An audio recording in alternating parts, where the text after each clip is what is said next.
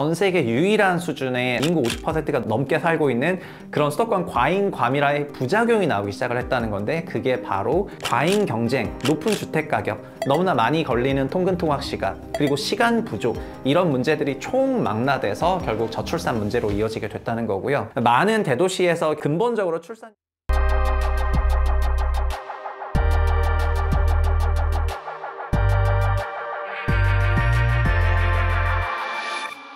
안녕하세요. 최상욱의 부동산 심부름센터의 본사광 최상욱입니다. 최근 국민의힘에서는 GTX 2기를 발표를 했습니다. 1기 GTX는 ABC 노선이 있고 2기는 DEF 노선이 있는데, 해당 GTX 노선을 건설하게 되면은 멀리서는 춘천에서부터 그리고 경기 남부는 평택까지 연결하는 정말 상당한 광역 노선이 건설이 되게 됩니다. 최근 정부와 여당에서는 이제 수도권을 더 대형화시키는 그런 여러 가지 정책들을 펼치고 있는데요. 김포의 서울 편입이 작년에 있었다가 또 무마됐었다가 최근 다시 화두가 되는 등, 제가 생각했을 때는 전체적으로 우리나라 수도권을 더 거대화시키는 그런 정책들을 지금 정부와 여당이 하고 있는 것 같습니다. 잘 아시겠지만 한국의 수도권 거대화를 반대하고 국토 균형 발전을 하겠다는 그런 생각으로 참여정부 시절에 세종시로 행정수도를 옮기는 그런 법이 만들어졌었는데, 당시에 한국이 성문헌법의 시대인데도 불구하고 관습헌법을 예로 들면서 세종 천도가 어렵게 됐고 이제 일단락됐던 그런 경험이 있습니다. 이렇듯 지금도 우리나라는 수도권을 더 대형화시켜야 된다, 그리고 아니다, 분산 발전을 해야 된다, 이런 여러 가지 주장들이 있는데요. 도시와 관련해서 어떤 주장들이 어떤 이론의 배경을 하고 있고, 그리고 현재 우리 한국은 어떤 방향으로 가야 되는지에 대해서 조금 말씀드려보도록 하겠습니다. 예로부터 대도시는 항상 많은 문제를 갖고 있었는데요. 비교적 근대의 대도시는 산업혁명이 있었던 1700년대, 1800년대 영국에서 그런 도시 문제가 발생을 했습니다. 그때는 석탄으로 막 엔진을 돌리고 이런 시절이었기 때문에 매연과 위생, 보건 문제가 어마어마하게 심각을 했는데요. 그리고 기계가 발전되면은 사람이 일을 덜 할 줄 알았는데, 정반대로 자본가들이 기계를 활용해서 노동자들을 핍박하기 시작을 했고요. 그래서 영국에서는 밧줄 침대라는 것 등장을 했는데, 우리가 침대를 누워서 자는 게 아니라 밧줄에 걸터서 잘 정도로 노동을 강력하게 했던 그런 게 등장을 했습니다. 노동력이 부족하다 보니까 어린아이들도 노동에 투입이 되기 시작을 했고, 그래서 영국의 이런 어린이 사망률, 그리고 위생이 너무 안 좋았기 때문에 사람들이 너무 많이 몰려 살면서 상수도라던가 이런 보건 위생에 문제가 있으면서 전염병이 창궐을 했고, 그래서 영유아 사망률이 거의 50% 넘어가는 그런 지옥 같은 상황이었습니다. 그래서 당시에 그 도시 문제라는 거는 지금으로서는 좀 생각하기 어려운 위생과 보건 문제가 도시 문제의 코어였고요. 그래서 이런 문제를 해결하기 위해서 에베니저 하워드라고 하는 도시학자가 등장을 하고, 그의 솔루션은 간단히 말씀드리면은 한 군데 너무 몰려 살지 말고 인구 25만 명 정도 되는 작은 동심형으로 되어 있는 도시를 만들자. 가운데는 센트럴 에어리아라고 해서 중심 상업지에 제조시설과 업무시설을 넣어서 5만 8천 명 정도 살게 하고, 외곽에는 6개의 약 3만 2천 명 정도가 거주하는 외곽 타운을 건설을 하고, 그리고 사이사이에는 농장도 있고 제조시설도 있고 등등, 이렇게 현대 도시 계획의 근간을 만드는 그런 도시 구조를 계획을 했습니다. 그럼 25만 명 넘으면 어떻게 되냐? 그럼 하나 더 짓자. 옆에 지어가지고 어느 정도 거리를 떨어지게 하고, 그렇게 25만 명 도시끼리 여러 개 연담화를 하게 되면은 그러면 도시가 괜찮을 것 같다, 이렇게 제안을 하게 됩니다. 그 당시 에베니저 하워드의 그 전원도시론의 코어는 결국은 뭐냐면은, 대도시로 다 몰려가면은 위생과 보건 문제가 더 심각해지기 때문에 되도록이면 용도지역으로 다 나누고 적정한 수가 배치되도록 하면 좋겠다라는 그런 생각이었고요. 그의 생각대로 영국 몇 개 도시들이 실제로 디자인 됐습니다. 그러나 그의 그 전원도시 이론은 1898년에 만들어져서 1900년대 초반에 전 세계로 퍼져나가기 시작하는데, 근데 안타깝게도 1900년대에는 전 세계가 알고 있는 대형 사건들이 펼쳐지게 되고요. 이것이 이후의 도시 문제를 완전히 근본적으로 바꿔놓게 됩니다. 바로 뭐냐면 1차, 2차 세계대전이었습니다. 1, 2차 세계대전 후에, 특히 1차 세계대전 후에 유럽이 거의 초토화되고 많은 도시들이 거의 잿더미로 변하게 되거든요. 그리고 인구 25만 명의 도시가 아니라 실제로는 인구수가 50만 명 넘는, 거의 100만 명 넘는 그런 대도시들이 나타나기 시작을 합니다. 그렇기 때문에 그 당시에 도시 문제의 근간은 뭐냐면은 25만 명 도시가 연담해서 짓고 이런 레벨이 아니라 100만 명 넘는 그런 대도시가 많이 만들어지는데, 그리고 그걸 굉장히 빠르게 만들어야 되는 그 시대적 상황이었거든요. 그래서 여기서 누군가가 뭐 문제를 해결해 주길 바라고 있는데, 그때 정말 건축과 도시학계의 전설적인 인물이죠. 르꼬르비제가 등장을 하게 됩니다. 르꼬르비제는 건축 전공하신 분들은 다들 다 들어보셨을 거고, 그의 건축과 도시학 이런 건 정말 너무 유명했기 때문에 그가 유명한 건축가라고 다들 알고 계시겠지만, 그는 현대 도시학에서도 거의 한 획을 그은 정말 현대 도시의 아버지 같은 인물입니다. 르꼬르비제는 1922년에 빛나는 도시라는 아이디어를 발표를 하는데, 그 도시의 컨셉은 뭐냐면은 인구 300만 명이 거주할 수 있다는 거였습니다. 그러니까 100만 명 넘을 수 있어? 뭐 이러고 있는데, 그게 아니고 나는 딱 그 설계를 갖고 왔는데 여기 인구 300만 명 거주할 수 있어. 그러려면 어떻게 해야 되냐면은 직교형으로 구성된 광폭의 자동차용 도로교통 체제를 통해 가지고 300만 명급 도시들을 다 연결하고, 그리고 직교형의 그 블럭 사이사이에는 초고층 건축물들을 짓는 겁니다. 그리고 교외 외곽지에 농촌이라든가 전원주택이라든가 이런 걸 짓게 되면은 300만 명을 수용할 수 있는 그런 도시 디자인이 된다고 했고요. 이 생각이 전후 재건을 바라는 유럽에 광범위하게 퍼지기 시작을 하고, 또 르꼬르비제는 건축 사상가로도 너무 유명했는데, 그는 이런 여러 가지 건축물들은 결국 기능을 중요하게 반영해야 된다 생각을 하거든요. 그래서 그는 기능주의라는 이름으로 불리는데, 집조차도 그냥 집이라는 게 뭐냐, 사람이 살아가야 되는 그런 공간이고, 그래서 집은 사람이 살아가야 되는 그런 기계다, 이런 용어를 하면서 기능주의적 건축물을 굉장히 발전시키게 됩니다. 그러니까 장식이나 뭐 화려한 수사나 이런 게 필요한 게 아니라 정말 깔끔하게 떨어지는 그런 용도가 근현대적인 그런 도시들에 잘 맞아떨어져 가지고 꼬르비제식 현대도시가 이제 전 세계적으로 퍼져나가게 되는 거죠. 한국도 60년대 말에 강남을 박정희 시절에 개발을 하게 되는데, 현재 강남에 가보면 영동대로라고 하는 정말 어마어마한 광폭대로가 있는데, 이 도로는 걸어서 지나가기는 좀 힘들거든요. 그래서 휴먼 스케일이라고 부르지 않고 이런 거는 자동차 스케일의 도로가 되는 건데, 현재 강남을 포함해서 1기 신도시 지역 그리고 2기 신도시 지역까지 뭐 송도나 이런 데까지 가보시면은 도로가 정말 쫙쫙 뻗어 있는데 도로폭이 너무 넓잖아요. 그래서 걸어가기가 좀 불편한데, 이런 것들이 결국 1900년대에 기초하고 있는 현대 도시의 이론을 말 그대로 요즘에도 반영을 하고 있는 이제 그런 모습이라고 할 수 있을 것 같고, 그의 생각이 정말 전 세계로 뻗어나가게 됩니다. 그러나 그 현대 도시 이론은 1970년에 미국에서 좌절하고 마는데요. 바로 어떤 이벤트가 있었기 때문이에요.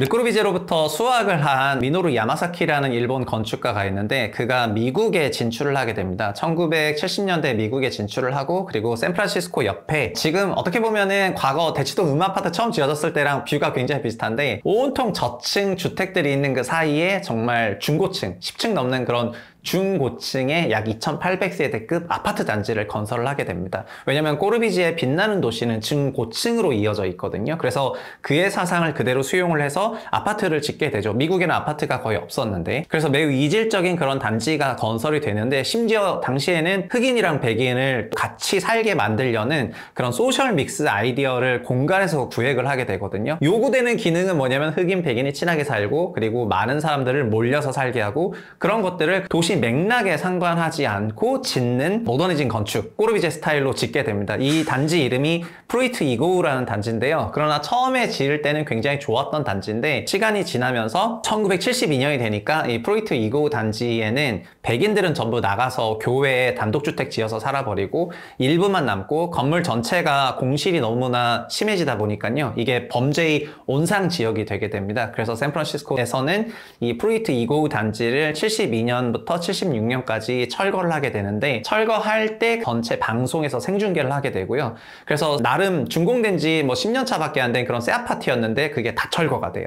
그래서 그 영상을 바라보고 있던 많은 미국인들이 드디어 이 프로이트 2구 단지의 철거로 인해서 미국 건축이나 도시학계에서는 획일주의라는 그런 모더니즘 시대가 끝났고, 소위 포스트 모던의 시대가 왔다. 포스트 모던은 다원주의라고 해서 여러 가지 생각들을 다 수용할 수 있는 그런 사회를 말하는 건데요. 그래서 포스트 모던 시대가 왔다, 이렇게 얘기를 하게 되고, 도시 설계에서도 이거를 반영을 하게 됩니다. 그래서 종전의 모더니즘 건축은, 소위 꼬르비제 스타일 건축은 토지를, 우리는 친숙한데 용도 지역제, 용도 용적제, 이렇게 딱 상업용지, 준주거용지, 주거용지 정확하게 구분을 하고, 해당 도시 용지마다 용적률 얼마로 배치를 하고, 어느 지역 어떻게 배치하고, 토지 이용 계획도가 명확히 세팅된 그런 도시를 우린 지금도 잘 쓰고 있는데, 70년대 그 사건 이후에 외국에서 미국에서는 용도 용적제가 도시는 다양한 용도의 건축물을 담아야 되기 때문에 말 그대로 여러 가지 용도의 건축물들을 지을 수 있도록 약간 열어주게 되죠. 포스트 모던의 그 아이디어를 계승을 하게 됩니다. 그리고 이런 주장을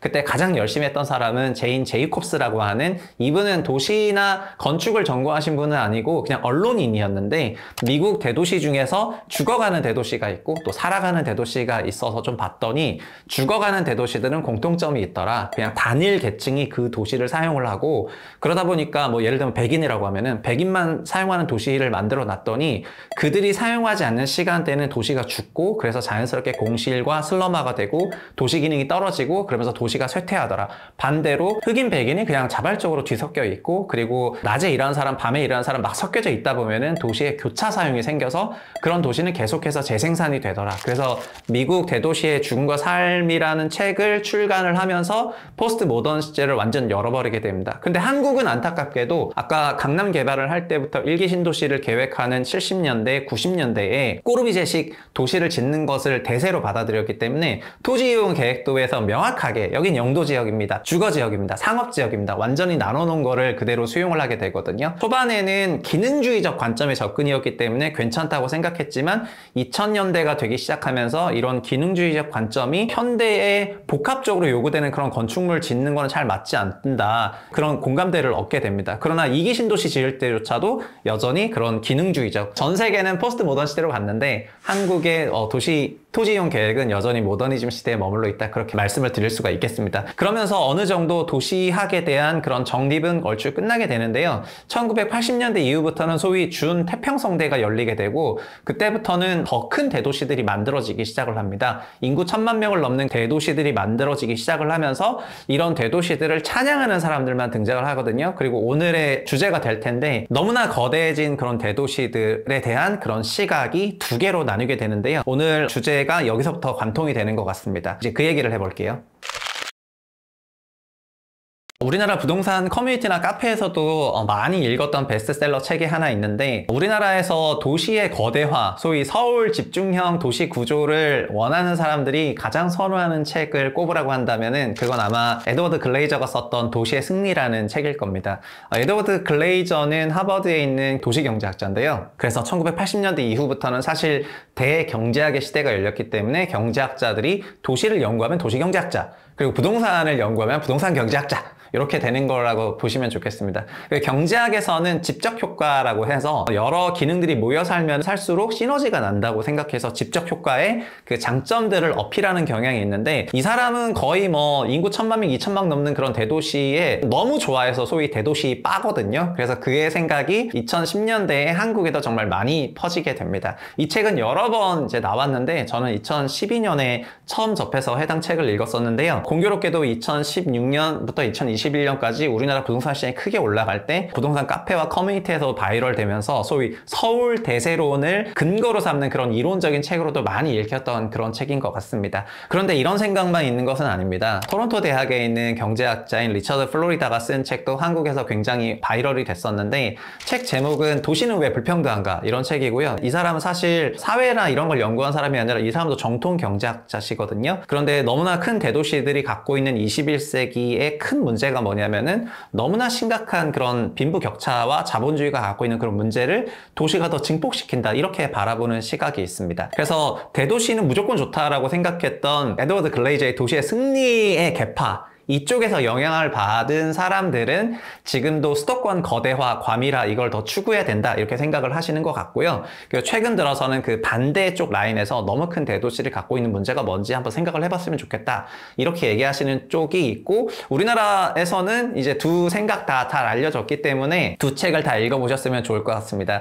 근데 제가 건축이나 도시학을 이제 공부하고 부동산을 공부하고 이런 입장에서 좀 말씀을 드리면은, 우리 현대 도시들이 갖고 있는 문제는 사실은 큰 두 가지의 문제가 있는데, 그 중에 첫 번째는 리처드 플로리다가 말했던 것처럼 자본주의가 만들어내는 그런 문제점인 빈부격차가 대도시에는 너무 자연스럽게 생길 수밖에 없고 이걸 더 가속화시키는 문제가 있고요. 두 번째는 사실 환경 문제가 있거든요. 과거 1800년대 그런 도시들이 환경 문제를 해소하기 위해서 도시의 위생을 관리했을 때는 그때의 환경은 석탄 떼고 연기 떼고 막 이런 거였는데, 지금은 지구 온난화와 관련해서 도시가 굉장히 부정적인 영향을 미치고 있고, 특히 서울 같은 경우에는 CO2 방출량이랑 이런 부분들이 엄청난 문제를 일으키고 있는데 다른 대도시들도 마찬가지거든요. 그래서 현재 도시학에서 연구를 해야 되는 거는 자본주의의 문제와 환경적인 문제, 그런 연구를 해야 되는데 이런 주제들은 너무 좀 장기적인 그런 주제이기 때문에 경제학에 비해서 인기가 없는 것 같습니다. 그러나 한국은 먼저 여기서 추가적으로 세 번째 거대한 문제가 생겼는데 그게 바로 뭐냐?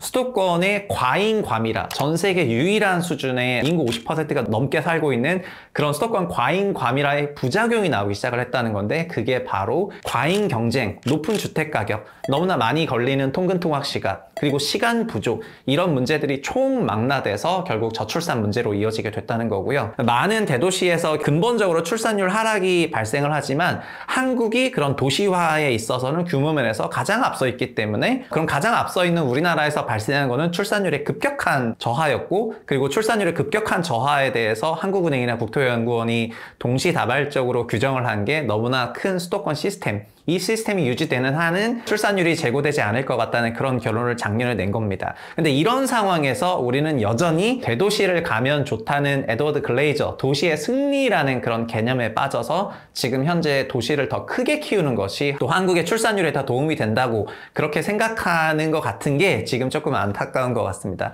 우리나라 수도권보다 더 큰 지역도 있지만 사실은 도시라는 거는 한 개 지역에서 특정 기능을 다 갖고 있게 되면은 부작용이 만들어질 수밖에 없는데 서울은 우리나라 전체 업무시설의 절반 넘는 면적이 단일 특정 지역에 몰려있기 때문에 여기로부터 통근통학을 할 수밖에 없고, 지금 이 순간에도 경기도와 인천에서 총 170만 명 넘는 사람들이 매일 서울로 통근통학을 하고 있습니다. 7시, 8시가 돼서 1시간 넘게 통근통학을 해야 되는 그분들에게 8시나 9시 넘어서 집에 갔을 때 어떤 시간적인 여유가 있어서 지금 우리 20대, 30대들이 해야 될 그런 것들을 할 수 있을지에 대해서 자문할 필요가 있을 것 같고요. 그래서 많은 경우 직장이나 이런 것들은 주거지에서 멀지 않게 어느 정도 근린 위치에 있는 것이 이런 대도시 권역이 더 커지더라도 기능의 적절한 배분은 필요한 것 같습니다. 최근 정부에서는 이제 메가시티를 기획을 하고 있고, 과거 2000년대에는 도시 구조가 더 커지면 커질수록 경쟁력이 좋아진다는 이런 생각에 사로잡혀서 소위 도시 경제학자 전성시대 때는 그런 생각이 작동을 했습니다. 근데 지금 작년 말 기준으로 여러 연구들은 지금 우리나라가 도시의 밀도가 높고 주택가격이 높고 이런 지역에서는 너무나 예외 없이 저출산이 나오고 있기 때문에 단기적으로는 경제적 성과가 좋을 수가 있지만 장기적으로 우리가 소멸되고 있다는 것을 의미를 하거든요. 그래서 지금은 메가시티 정책이 정말 전면적으로 재고되어야 할 그런 시기인 것 같고요. 한국은 수도권이라는 그런 도시국가가 아니라 한국이라는 그런 나라이기 때문에 여러 도시들이 연담과 연계를 해서 성장할 수 있는 그런 경제 구조를 갖고 도시 구조를 갖고 있도록 유도를 하는 것이 굉장히 중요하다고 생각을 하거든요. 그래서 지금 이런 메가시티 정책에 너무 호응을 하시거나 하시기보다는 눈에 보이지 않는 그런 부작용들이 서서히 오고 있다는 것을 인식을 하셨으면 좋겠고요. 우리나라 수도권에 발생하는 가장 큰 문제는 이제는 자본주의의 빈부격차 이런 걸 넘어가지고 그냥 생존 그 자체를 위협하는 저출산 문제가 우리나라 대도시 수도권의 가장 큰 문제가 된 것 같다, 그렇게 결론을 내리겠습니다. 오늘은 도시에 대해서 좀 다뤄봤는데요. 사실 도시학은 뭐 한 학기 내내 이제 배워야 될 정도로 내용이 많지만 오늘은 좀 짧게 이렇게 했고요. 도시와 관련한 여러 가지 책들, 오늘 언급한 책들은 다 한번 읽어보시면은 제가 영상에서 전달했던 내용을 보다도 심도 깊게 접근하실 수 있을 거라고 생각을 합니다. 제가 준비한 내용은 여기까지고요. 다음에도 분석왕 좋은 내용으로 찾아뵙도록 하겠습니다. 감사합니다. 최근에 특히 22년부터 전세 사기 사건들이 너무나 많이 발생을 했고, 사기 사건으로 인해서 명을 달리하신 분들도 많아서 굉장히 가슴이 아프거든요. 사고율이 가장 높은 것이 전세보증금 반환보증금 사고고, 이 시장에서는 누적 170조 정도 있다고 되어 있는데 여기서 1.6%라는 정말 어마어마하게 높은 사고율이 나오고 있기 때문에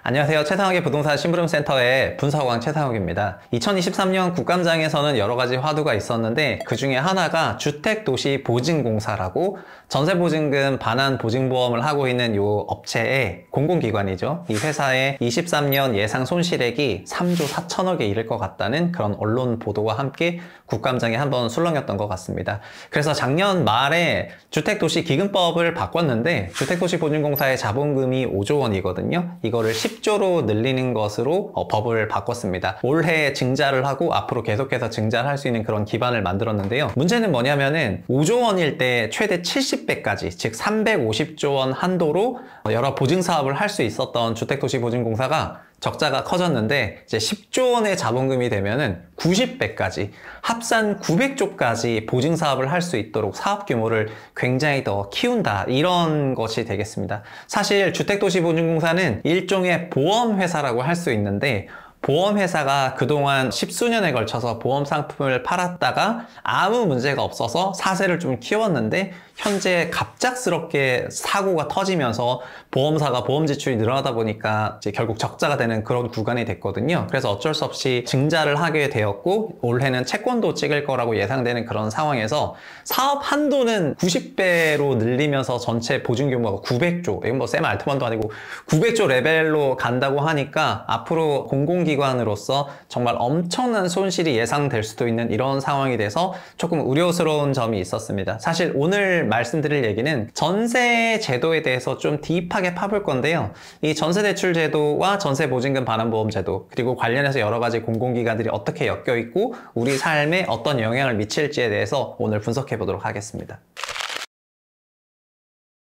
전세의 역사는 뭐 아주 오래전부터 찾을 수 있지만, 근대 전세의 시작은 1970년대라고 봐야 할 것 같습니다. 1970년대부터 본격적으로 강남 개발을 하면서 주택 투자의 시대가 열리게 되었는데요. 당시에는 주택 금융이 발전하지 않았기 때문에 집을 여러 채 사고 싶은 쪽에서는 은행을 통해서 뭐 지금의 주택담보대출을 받는 것이 불가능했었어. 그래서 임차인이 갖고 있는 그 임차 보증금을 담보로 삼아서, 레버리지 삼아서 집을 여러 채 매입하는데 전세를 활용을 했습니다. 그래서 과거부터 임차인의 보증금을 담보로 임대인이 소위 갭 투자를 하는 형태다 보니까 이 문제가 됐을 때는 결국 임차인이 임차보증금 반환을 받지 못하면서 항상 피해는 임차인이 봤었거든요. 그래서 70년대든 80년대든 아니면 그 이후가 되더라도 항상 피해는 임차인에게 돌아갔던 것이 전세시장의 큰 특징이었습니다. 변화는 언제부터 찾아왔냐면 1997년부터 왔는데요. 1997년 IMF는 가계, 기업, 정부라는 3대 주체 중에서 기업이 고부채로 도산하는 문제가 나오게 되면서 국민 경제를 끌고 가야 되는 두 말 중에서 한 말이 무너지면서 나타났습니다. 정부는 자연스럽게 가계를 주축으로 소위 소비 주도의 경제를 촉진하게 되는데, 소비를 하려면 기본적으로 돈이 있어야 되다 보니까 대출 시장을 키워주게 되고 신용대출과 담보대출 시장을 키워주게 되고요. 그리고 이때 자연스럽게 시중은행들로 하여금 주택대출과 신용대출을 또 확장하도록 합니다. 신용대출은 좀 더 가지를 쳐서 카드사들이 이때부터 굉장히 활성화되기 시작했는데, 중요한 것은 현재 우리가 알고 있는 시중은행의 주택담보대출도 IMF 이후에 민간은행들이 활성화하는 과정에서 이제 등장했다는 거니까 본격적으로 2000년부터 주택금융 민영화의 시대가 펼쳐지게 됩니다. 주택금융 시대가 펼쳐졌기 때문에 전세대출은 그동안에 있었던 비공식적인 대출과 마찬가지였어서 이때 전세대출 시장은 좀 사라질 법도 했는데, 근데 공교롭게도 2008년 글로벌 금융위기가 찾아오게 되고 MB 정부에서는 주택시장을 조금 부양하고 싶은 목적으로 전세금에 대한 대출 제도를 시행을 하게 됩니다. 근데 전세금에 대한 대출 제도를 당초에는 시중은행들로 하여금 리스크를 평가하라고 하고 싶었지만, 그렇게 하면은 시중은행들은 사인 간의 계약인 전세에 대해서 대출해주는 게 마뜩하지 않은 그런 상황이다 보니까 어쩔 수 없이 주택 공공기관을 통해서 전세 대출에 대해서 보증을 하게 되고요. 결국 이것도 보험을 가입하게 해주게 되는 거였는데, 은행들은 자연스럽게 차입자인 뭐 A씨에게 전세 대출에 대해서 1억 정도 해주는데, 그 1억은 그 대출에 대해서는 주택도시보증공사나 주택금융공사 등을 통한 보험을 가입하게 했기 때문에 은행 입장에서는 전세대출 해주는 것이 그 어떤 리스크도 아니었게 되고요. 초반에는 전세대출 시장이 그렇게 크진 않아서 1년에 뭐 3조 원, 1조 원 이렇게 빌리다가 2010년대에 들어서부터 10조 원 정도는 연간 빌리는 그런 시장이 되었다가 2017, 18, 19년 3개 연도에 전세대출은 합산 거의 100조 원이 증가를 하게 되면서 현재는 전체 전세대출 시장은 거의 한 170조 원 정도 되고요.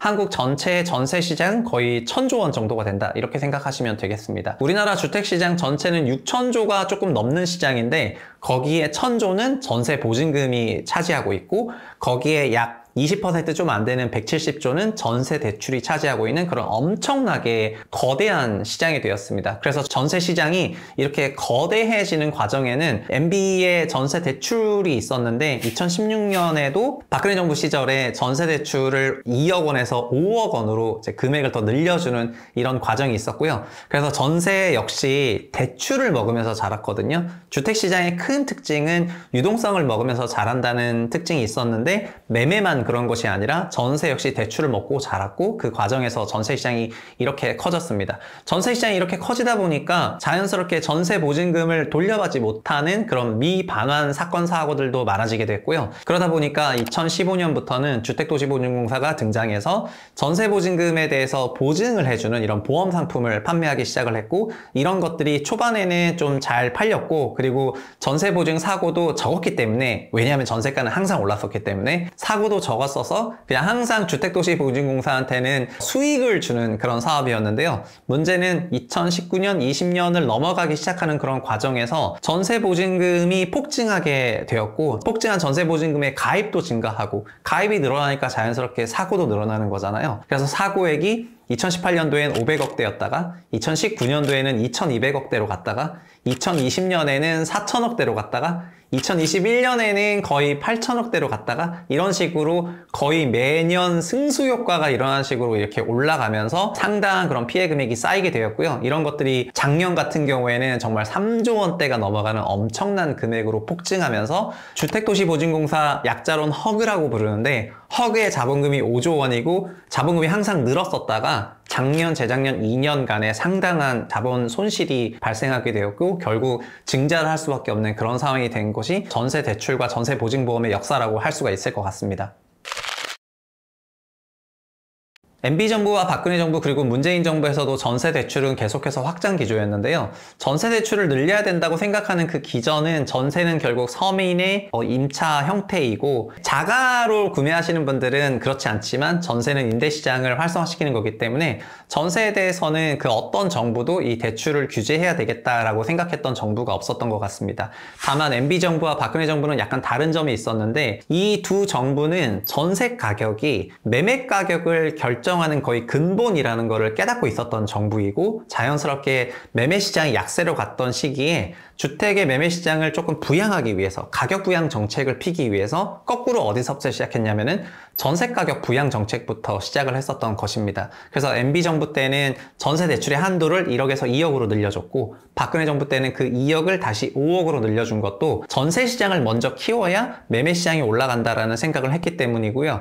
실제로는 전세 시장을 키웠던 2008년부터 2016년 요 사이에 실제 전세 실거래 지수는 약 지수 기준 40에서 80으로 2배 정도가 올랐는데요. 이거는 뭐 서울을 예시를 하다 보면 서울의 34평 아파트 전세가 3억 원이었다면은 6억으로 올랐다는 거고 4억이면 8억으로 올랐다는 거거든요. 그런 식으로 전세 가격이 큰 폭으로 상승을 했습니다. 결국 전세 가격이 매매 가격과 거의 붙을 정도가 됐던 게 2010년대 중반이었는데 이 이후부터는 올라간 전세 가격에 기반해서 다시 매매가가 올라가게 되면서 지금 주택 가격이 거의 레버리지에 다시 레버리지로 올라가는 이런 과정을 거치게 되면서 현재 한국 주택 가격이 6천조 넘는 시장, GDP의 3배가 넘는 그런 초과열된 시장이 된 기저에 이 전세가 있었습니다. 그리고 역설적으로 이후에 22년부터 전세 대출도 규제가 되기 시작을 하고 전세 대출도 마이너스로 내려가게 되는데요. 그 과정에서 자연스럽게 역전세도 발생했다 이렇게 생각하시면 될 것 같습니다. 결국 전세는 임차 시장이긴 하지만 부동산이라는 건 결국 임차료를 기반으로 가치평가되기 때문에 전세의 유동성을 주입해서 반강제적으로 높일 수가 있다면 매매가 역시 높일 수가 있고 전세 시장의 유동성을 제거해 버린다면 전세가가 빠지게 될 텐데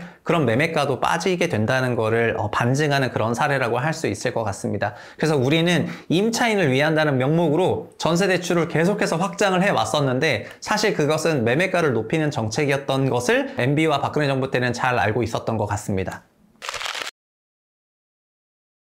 2024년부터는 그러나 전세 대출에 대해서 조금 다른 접근 방식을 하고 있는데요. 올해 있었던 금융위 보도자료를 보면은 전세 대출에 대해서도 그 전에는 한 번도 대출 규제가 있지 않았지만 올해는 대출도 DSR에 포함하겠다는 것을 밝히고 있습니다. 그리고 이거를 올해 반드시 시행하겠다 이렇게 하고 있거든요. 이거는 종전까지 전세가 임차인의 주거 문제를 해결하는 그런 대출이다 보니까 무조건 대출과 지원을 해줘야 된다는 그런 관점에서 한 단계 탈피해서 전세가 결국은 매매가 앙등의 원인이 되었던 과거 사례를 반추해서 나왔던 그런 결론이라고 할 수 있을 것 같습니다. 결국 임차인이 현재는 전세 대출을 시중을 통해서 받을 수 있지만 만약에 금융위 정책이 올해 시행이 되게 된다면 전세 대출에서의 그 원리금, 사실 원리금이니까 원금을 상환해야 되는 건데 전세는 계산상의 복잡성 때문에 이자만 상환하겠다고 하는 것을 DSR에 포함하게 되었지만 어쨌든 전세 대출 역시 본인의 대출 한도에 반영이 되도록 이렇게 임차인에게 어느 정도 제약을 가하는 방식으로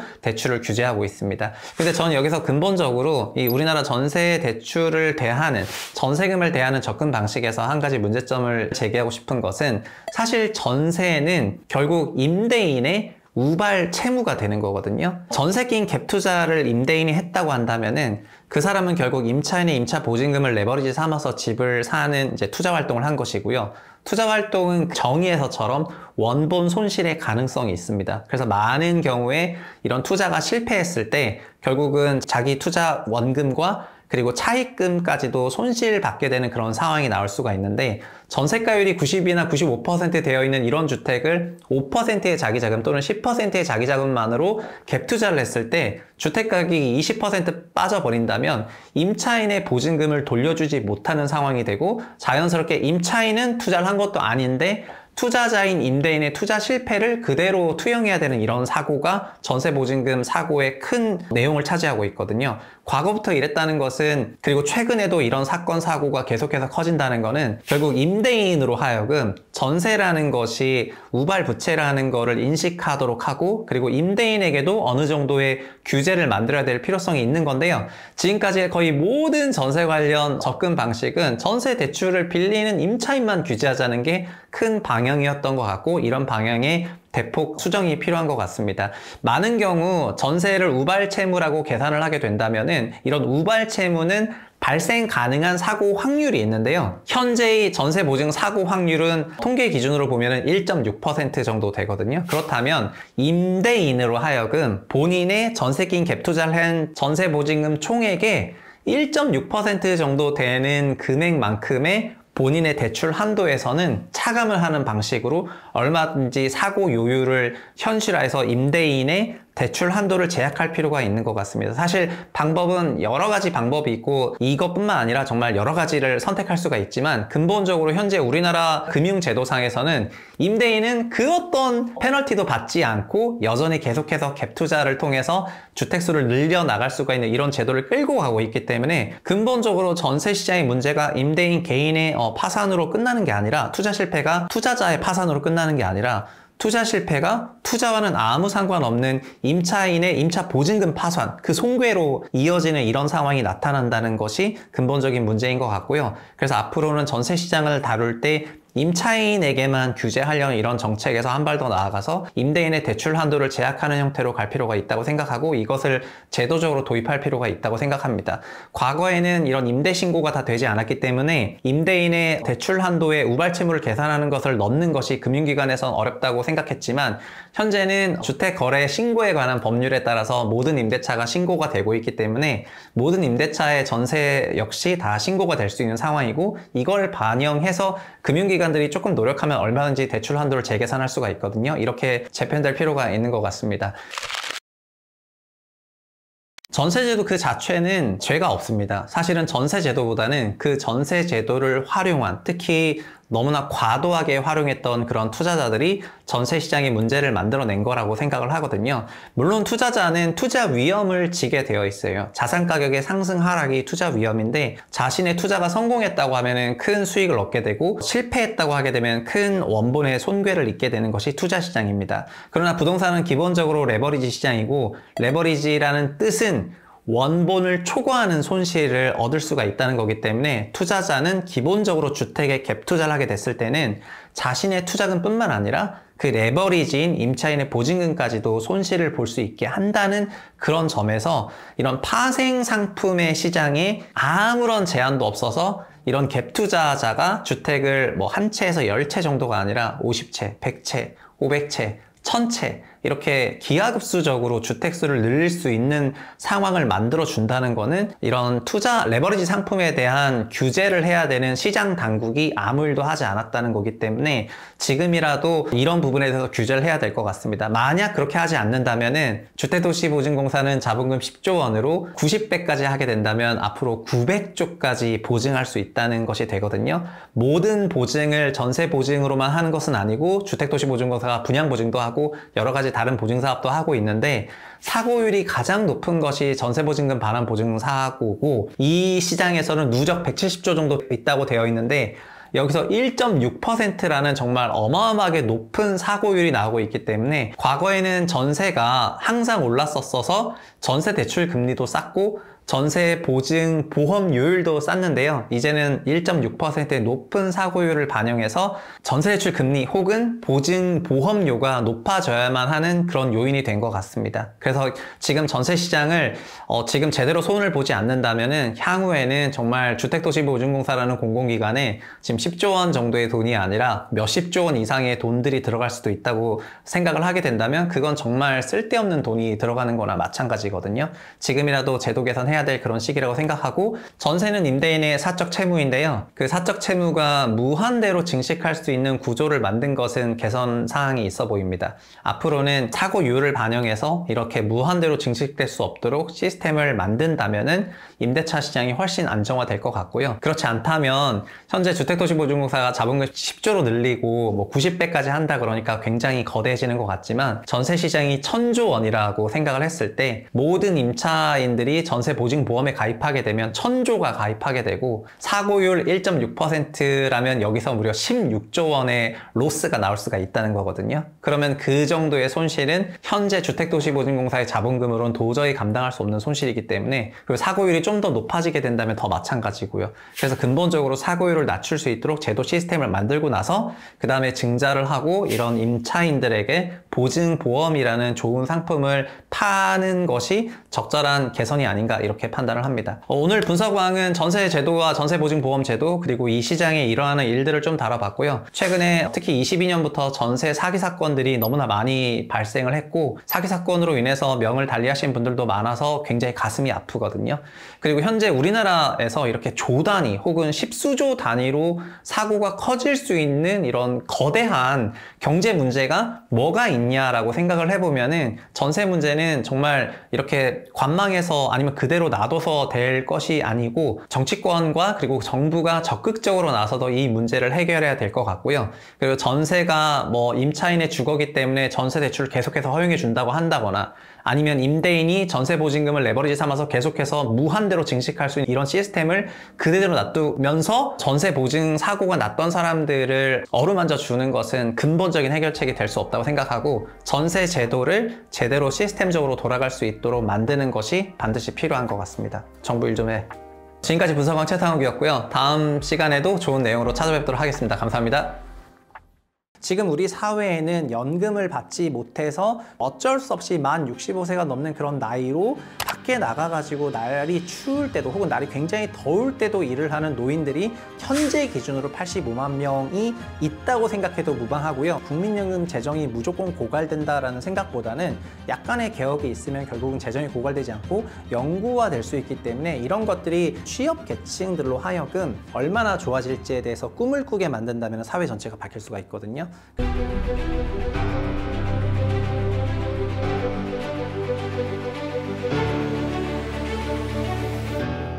안녕하세요. 분석왕 최상욱입니다. 최근 길거리에는 추운 날씨에도 폐지를 줍거나 빈병을 쓰고 하는 그런 노인들이 있다는 거를 심심치 않게 발견하셨을 겁니다. 2000년대부터 이렇게 등장하기 시작한 소위 폐지 줍는 노인은 현재 우리나라의 노인 빈곤율 40%를 가장 극명하게 드러내는 그런 모습이라고 할 수가 있는데요.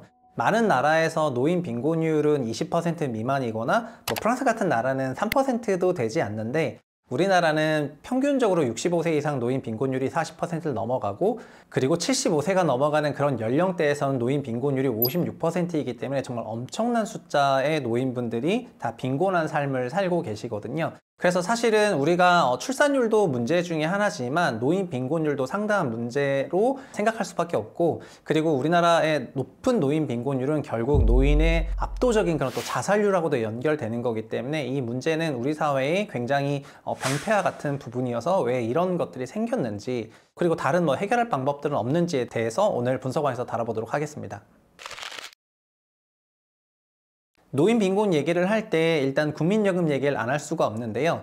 국민을 위한 국민연금은 없다라는 다소 도발적인 책이 올해 나왔습니다. 저자는 세 분이신데 이분이 최근에 여러 인터뷰도 하시고, 그리고 3프로TV나 언더스탠딩에도 나가서 출연을 하시고 여러 생각을 밝혔기 때문에 이 책을 한번 읽어보셨으면 좋을 것 같은데요. 다만 이 책에서는 어떻게 보면 노인연금과 노인 빈곤을 또 설명하는 부분이 나오는데 그 기원이 국민연금에서부터 좀 시작을 하거든요. 그래서 그 얘기를 조금 말씀드리려고 합니다. 국민연금은 1988년에 만들어졌는데요. 88년도에 만들어졌을 때 국민연금에 기여하지 않은 그런 계층에게는 연금을 주지 말자는 그런 결정을 당시에 하게 됩니다.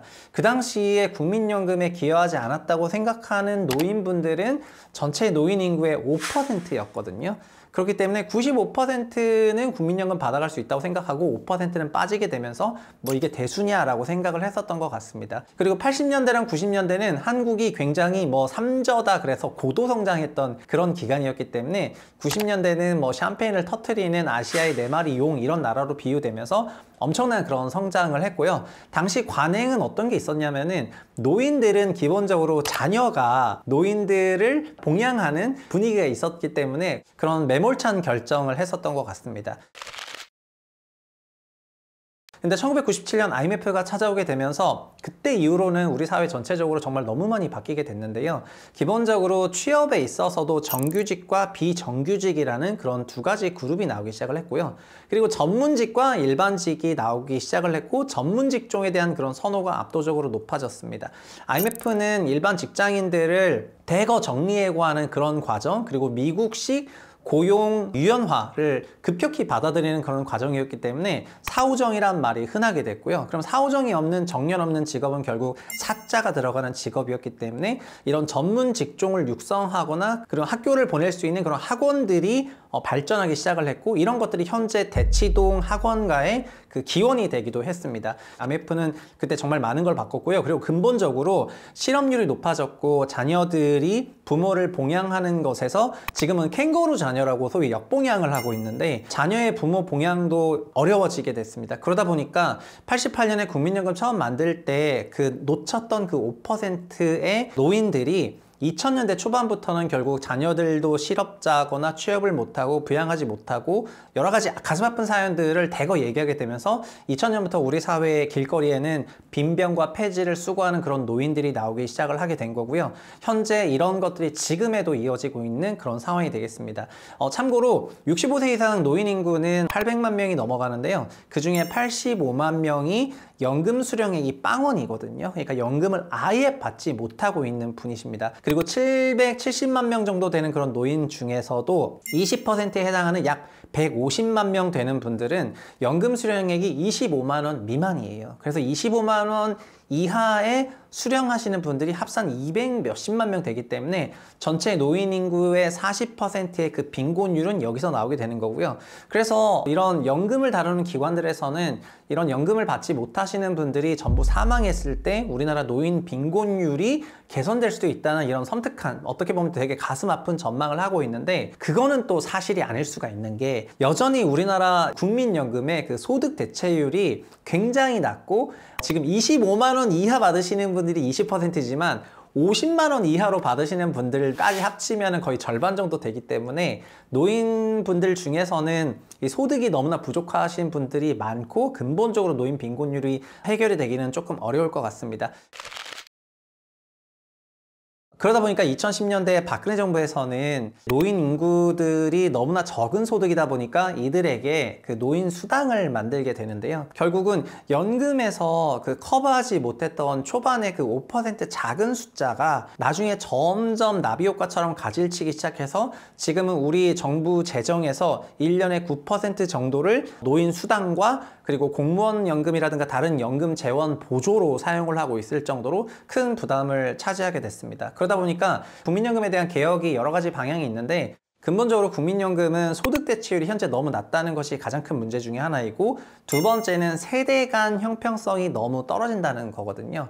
연금이 처음 나왔던 88년도부터 그때 사회생활을 시작한 60년대 초반 연령대가 그때부터 납부하기 시작해서 이분들이 은퇴를 했을 때는 100만 원이 넘는 그런 연금을 받으면서 이제 살 수가 있는데 88년일 때 이미 사회생활 좀 한참 하셔가지고 연금 납부 기간이 적거나 아니면 연금 납부로부터 완전히 동떨어져 있어가지고 가입을 아예 안 한 이런 경우들 같은 경우에는 연금을 잘 못 받다 보니까 이제 연금은 기본적으로 세대 간에 그리고 지금은 출산율이 너무 낮고 노인 비중은 높아지는 그런 초고령 사회로 가는 과정에서 젊은 사람들이 매년 소득에서 연금으로 납부해야 되는 돈들이 지금은 9%지만 나중에 30%까지 올라가게 되는 이런 것들이 결국 젊은 친구들이 연금에 대한 근본적인 불신을 갖게 되는 그런 원인 중에 하나로 작동을 하고 있는 거잖아요. 그래서 어떻게 보면은 지금 전체 85만 명 정도 된 연금 수령의 영원인분 그리고 근로자 가구 18세부터 59세 정도 되는 그런 분들 중에서도 전체 3천만 명이 이제 연금 등에 가입할 수가 있는데 그 중에 무려 600만 명이 여전히 연금의 사각지대에 있습니다. 연금을 가입을 안 하고 계세요.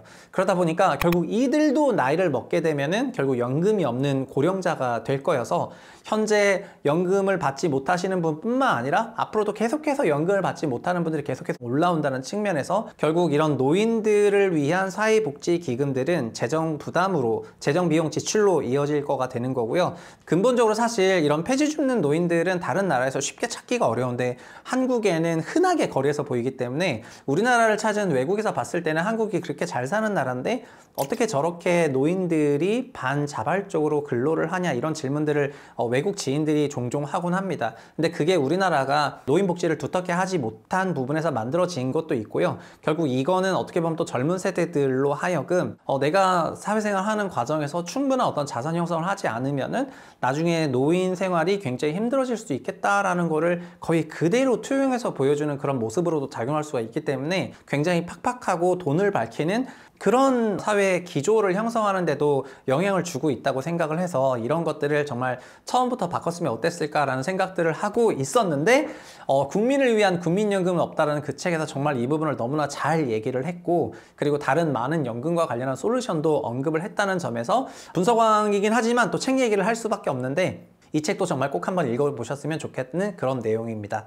결국 정리하면은 한국의 노인 빈곤율은 연금 수령이 너무 작은 노인 비중이 거의 40% 정도 되기 때문이고요. 그리고 18에서 59세 중에서도 약 20%가 넘어가는 600만 명이 여전히 연금이 아예 없기 때문에 노후 대비가 거의 되지 않고 있거든요. 그래서 이들이 올라왔을 때 미래에도 노령 빈곤율이 계속해서 유지될 수밖에 없다는 것을 예고하고 있는 거고요. 그리고 추가적으로 우리나라 가계자산 그 어떤 통계를 보더라도 순자산 기준으로 1억 원 이하이신 분들이 거의 30%가 넘어가고 그 다음에 순자산 3억 이하이신 분들은 전체 가구의 3분의 2가 되기 때문에 순자산이 그래도 어느 정도 있다면 노후 대비가 되지만은 그게 전혀 안 되는 가구들도 상당히 높은 비중을 차지하고 있다는 점에서 우리 사회나 여러 미디어가 계속해서 부자라던가 아니면 잘 사는 사람들만 계속해서 보여주고 있지만 현재 40% 넘는 그런 노인 빈곤과 OECD 대비해서 2배가 넘어가는 그런 노인 자산율과 같은 그런 아픈 통계를 잘 보여주지 못하고 있고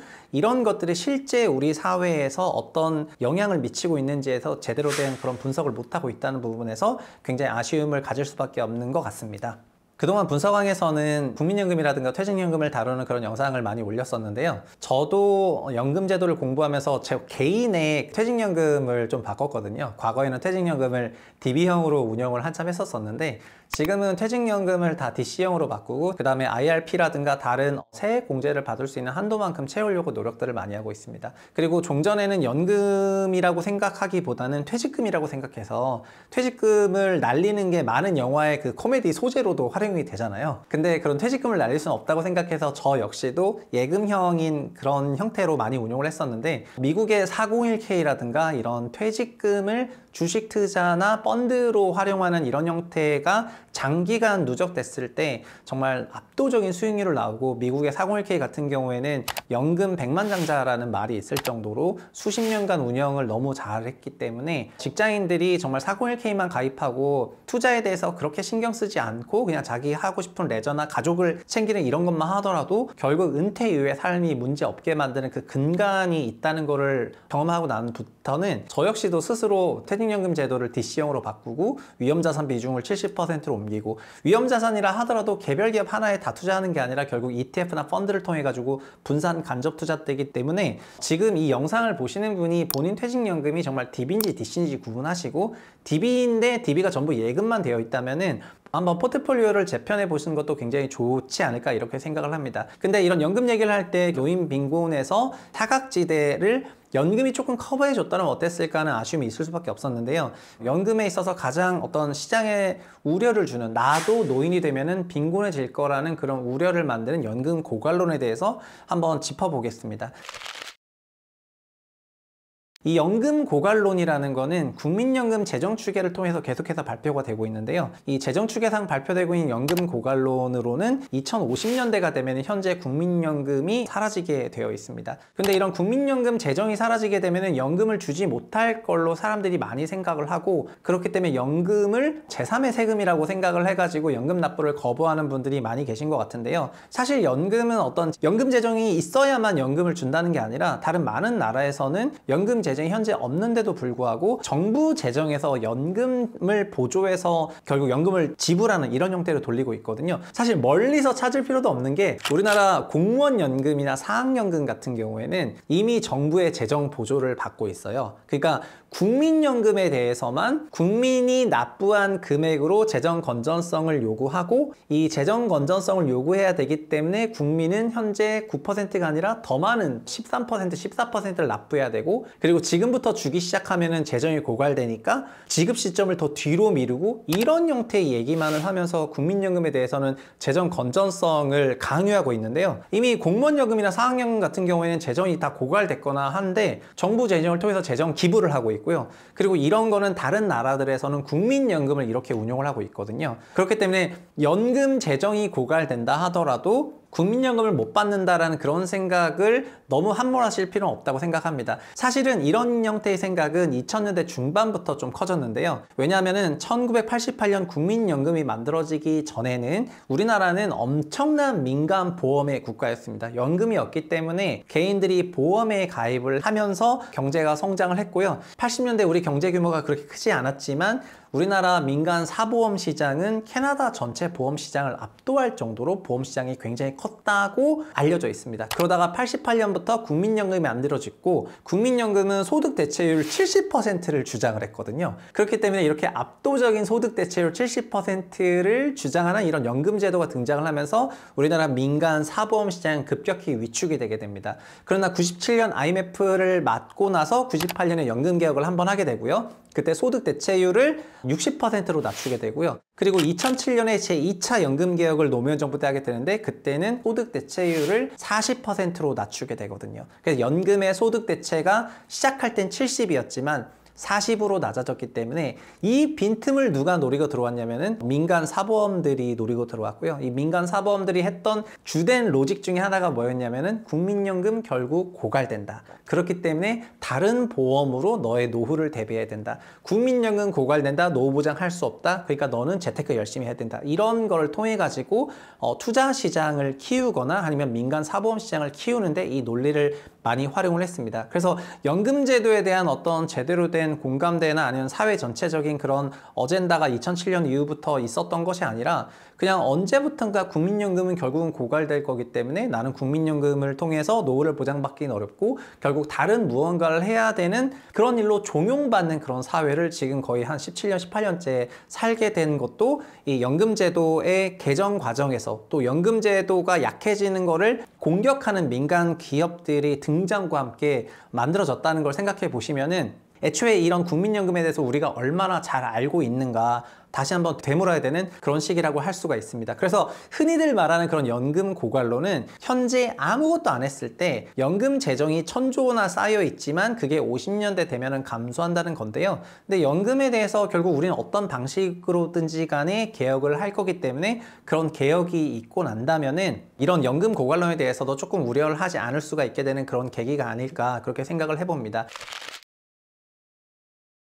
앞서서 그 국민을 위한 국민연금 없다라는 책에서 이런 연금개혁론의 방법론을 아주 자세히 묘사하고 있는데요. 저도 공감한 게 있고 종전 분석왕 영상에서도 언급한 게 있어서 조금 말씀드리면은 이 책에서는 3.115라는 그런 연금개혁론을 주장하고 있습니다. 숫자 3, 1, 2로 이렇게 발표를 하고 있고요. 숫자 3은 첫 번째는 연금을 납부해야 되는 거를 현재 9%를 우리가 납부하고 있고 4.5%는 개인이 4.5%는 회사가 이제 내고 있는데요. 그거를 12%로 올리는 겁니다. 각각 1.5%씩 올리면 되겠죠. 근데 당장 올리면은 세후 소득이 감소하기 때문에 결국 이거를 매년 약 15년에 걸쳐서 그냥 서서히 1년에 0.1%포인트씩 올리면은 서서히 이렇게 올라갈 수 있다. 이렇게 제안을 하고 있습니다. 두 번째는 현재 국민연금은 정부 재정 지원을 아예 받고 있지 않아요. 근데 앞으로 매년 정부 재정을 1%만큼만 지원을 받게 되면은 지금 다른 많은 나라의 공적연금의 정부 지원이 뭐 18% 정도 가고 있으니까 그런 걸 생각해 보면은 우리 연금도 정부 재정을 조금만 받으면 된다 이렇게 얘기를 하고 있습니다. 그리고 가장 근본적으로 여기서부터 저와 생각이 너무나 매치가 됐는데 우리 연금 수익률이 개선돼야 되거든요.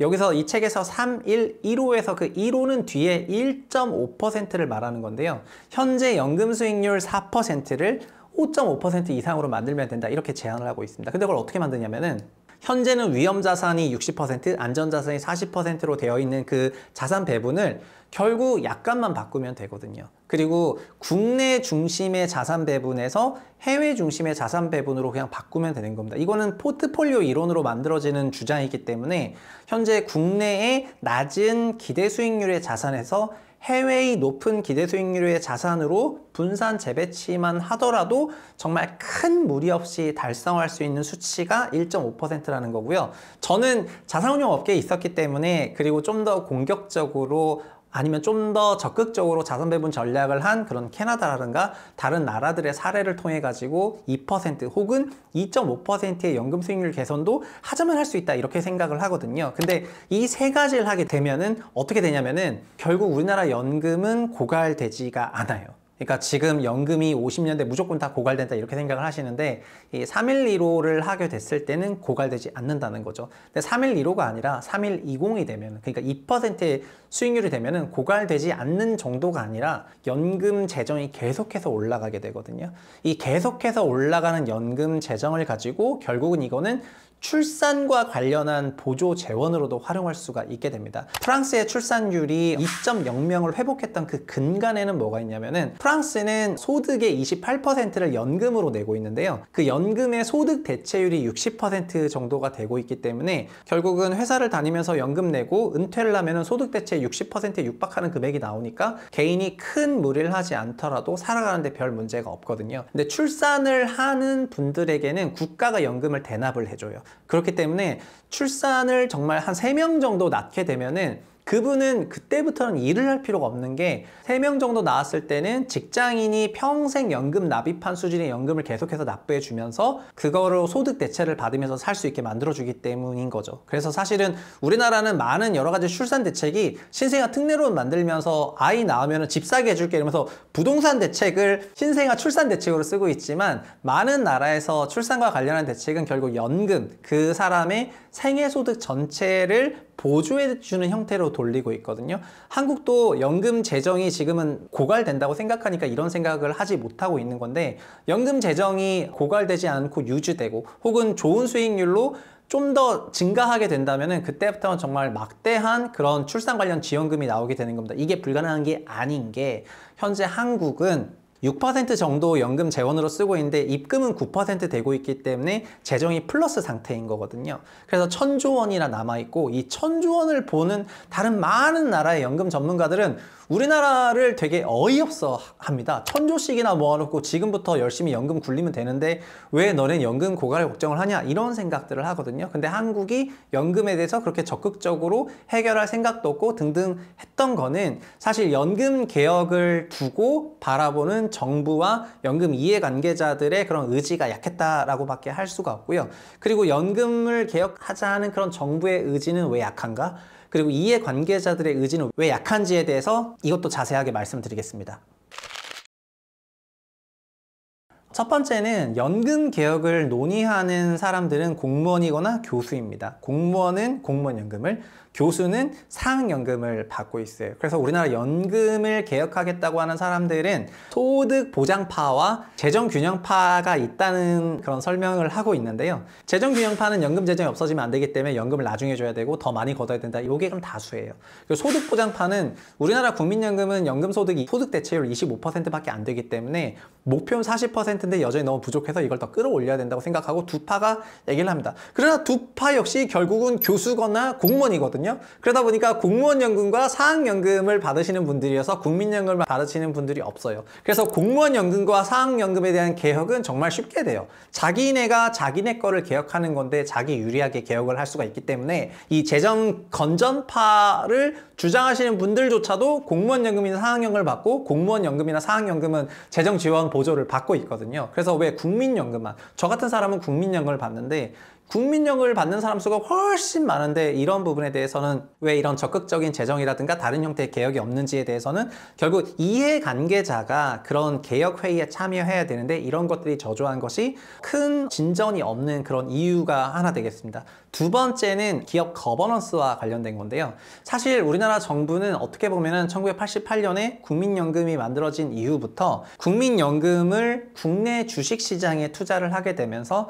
국내 주요 기업들의 주요 주주로서 작동을 하게 됐고요. 그래서 연금은 국내 기업들에 있어서 어떻게 보면은 어느 정도의 그 위력을 행사할 수 있는 그런 포지션을 잡고 있었습니다. 그런데 모든 정부들마다 보면은 주로 공기업이죠. 공기업에 대해서 최고 경영자를 바꾸거나 하는 등등의 과정에서 정부가 상당 부분 개입을 해왔고, 그리고 혹은 국민연금을 활용해서 재벌들의 경영권을 승계하는 과정에서 보조를 해주는 형태로 연금을 활용하면서 기업 길들이기를 해왔었는데요. 우리나라 국민들에게 가장 와닿았던 것은 2015년에 있었던 삼성물산과 제일모직의 합병 과정에서 국민연금이 삼성물산의 밸류에이션이 적게 평가되고 제일모직의 밸류에이션이 높게 평가되면서 합병과 관련한 결국 주총자에서 붙었을 때 연금이 삼성물산의 편을 들어주면서 결국 이 합병이 성사가 되게 되고, 이것이 결국 2022년에 대법원에서 유죄 판결을 받게 되면서 당시 보건복지부 장관과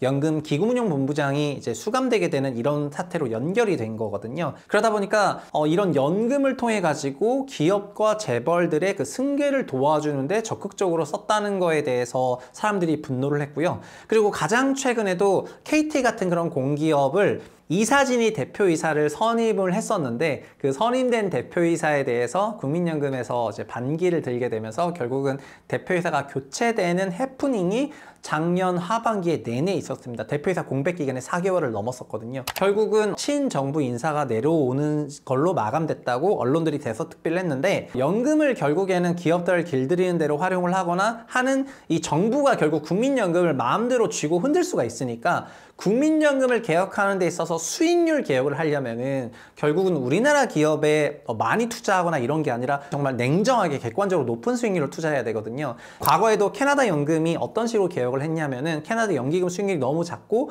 노령화 사회가 되면서 연금이 없어질 것 같으니까 캐나다 정부가 나서서 우리가 캐나다 자산에 투자하는 것이 아니라 미국 등을 포함한 선진국 시장에 적극적으로 투자해서 연금 수익률을 높여야 우리 연금이 생존할 수 있다고 국민들을 설득하고, 그러면서 자산을 해외 투자 비중을 늘리면서 연금을 살렸었거든요. 우리나라는 정부가 연금을 십수년째 국내 기업들을 소위 핸들링 하는데 많이 활용을 했고 이거에 길들여졌기 때문에 지금 정부 스스로 국민연금에 대한 그런 통제권을 내려놓아라. 국민연금이 국내 주식시장에 투자하는 게 아니라 뭐 소위 소방수가 돼서 좋지도 않은 그런 시장을 바치는 그런 존재가 아니라 국민연금 그 자체는 순수하게 국민의 연금을 위해서 수익성을 추구하고 건전성을 추구하는 이런 과정을 거쳐야 되는데 이런 개혁들에 정부가 적극적이지 않은 거죠. 결국 연금 개혁을 해야 되는 건 정부와 연금 개혁 전문위원들인데, 정부는 연금을 지난 십수년간 굴리면서 봤던 재미가 있고 연금 개혁을 해야 되는 참가하는 전문의분들은 어차피 사학연금이나 공무원연금을 받으시기 때문에 국민연금과는 상관이 없거든요. 그러다 보니까 이런 국민연금이 개혁되지 못하고 2007년 이후부터 지금까지 연금 개혁에 대한 논의는 많기는 많았지만 결국 개혁이 없게 되면 어떻게 되냐면은 이 재정이라도 없어지면 안 되니까 재정을 유지해야 된다는 쪽으로 가게 되는 거고요. 재정균형파가 힘을 얻게 되면서 연금 납부는 12% 늘려라. 그리고 연금 개시 시점은 65세가 아니라 소위 70세나 더 뒤로 늘려라. 연금액도 더 낮춰라. 이런 주장들을 하고 있는 거죠. 이거를 우리 국민들이 어떤 식으로 바라봐야 되는지에 대해서 지금 이 영상을 여기까지 보셨다면 이제 어느 정도 개념이 잡히셨을 건데, 이런 거에 대해서 정말 충분한 논의가 없이 그냥 이렇게 막 결정되고 있다는 거에 대해서 저는 분노를 금할 길이 없습니다. 최근에 국민연금 개혁과 관련한 여러 가지 주장들이 다시 나오고 있는 그런 시기인데요. 국민연금에 대한 개혁은 근본적으로 국민연금의 이해 당사자가 연금 개혁에 참여할 필요가 있다고 생각이 됩니다. 그리고 과거에 있었던 국민연금을 악용한 이런 재벌의 경영권 승계를 도와주거나 아니면 기업들을 압박하거나 정부가 기업들을 통제하는 데 소위 관치금융으로 국민연금을 활용했던 과거로부터 전부 단절하고, 연금은 굉장히 객관적이고 독립적으로 운영될 수 있도록 뭔가 다른 형태로 활용이 돼야지 될 것 같습니다. 그리고 3.12로 그런 해법에서도 드러났듯이 국민연금 재정이 무조건 고갈된다라는 생각보다는 약간의 개혁이 있으면 결국은 재정이 고갈되지 않고 영구화될 수 있기 때문에, 이런 것들이 현재 지금 20대, 30대 그런 취업 계층들로 하여금 내가 연금을 지금 9%씩 내고 있는데 나중에 연금이 고갈되지 않고 나한테도 계속 오거나 혹은 더 올 수 있다는 그런 생각을 만들면서 좀 긍정의 에너지를 만들어낼 필요가 있다고 생각하거든요. 지금 우리 사회에는 연금을 받지 못해서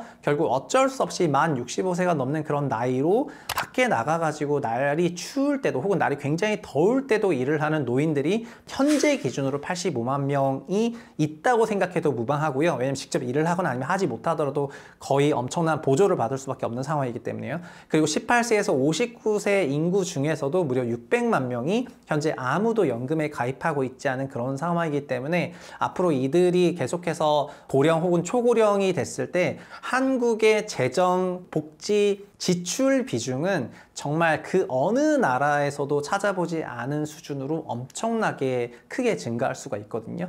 결국 이런 미래가 빤히 보이는 국면 속에서도 이런 것들을 주요 어젠다로 삼지 못하고 다른 것들을 주로 정쟁화하고 있는 정치권과 또 그런 정책권을 모니터링하고 있는 여러 언론 기관들도 우리나라 사회에 근본적으로 존재하고 있는 연금제도의 문제점, 연금제도의 해결책들에 대해서 좀 더 많은 관심을 가져주길 바라는 그런 마음이고요. 저 역시도 그렇지만 지금 이 영상을 보시는 많은 구독자분들도 본인들의 퇴직연금과 그리고 국민연금에 좀 더 관심을 많이 가지시고, 그리고 국민연금에 대해서 있는 약간 이상한 상식보다는 이거를 정말 책으로 데이터로 잘 정리한 국민을 위한 국민연금 없다라는 그런 책과 함께 읽어보시게 된다면은 연금 개혁에 대한 그런 필요성과 어떤 방향으로 나아갈지에 대해서도 잘 이해하실 수 있지 않을까, 그렇게 생각이 됩니다.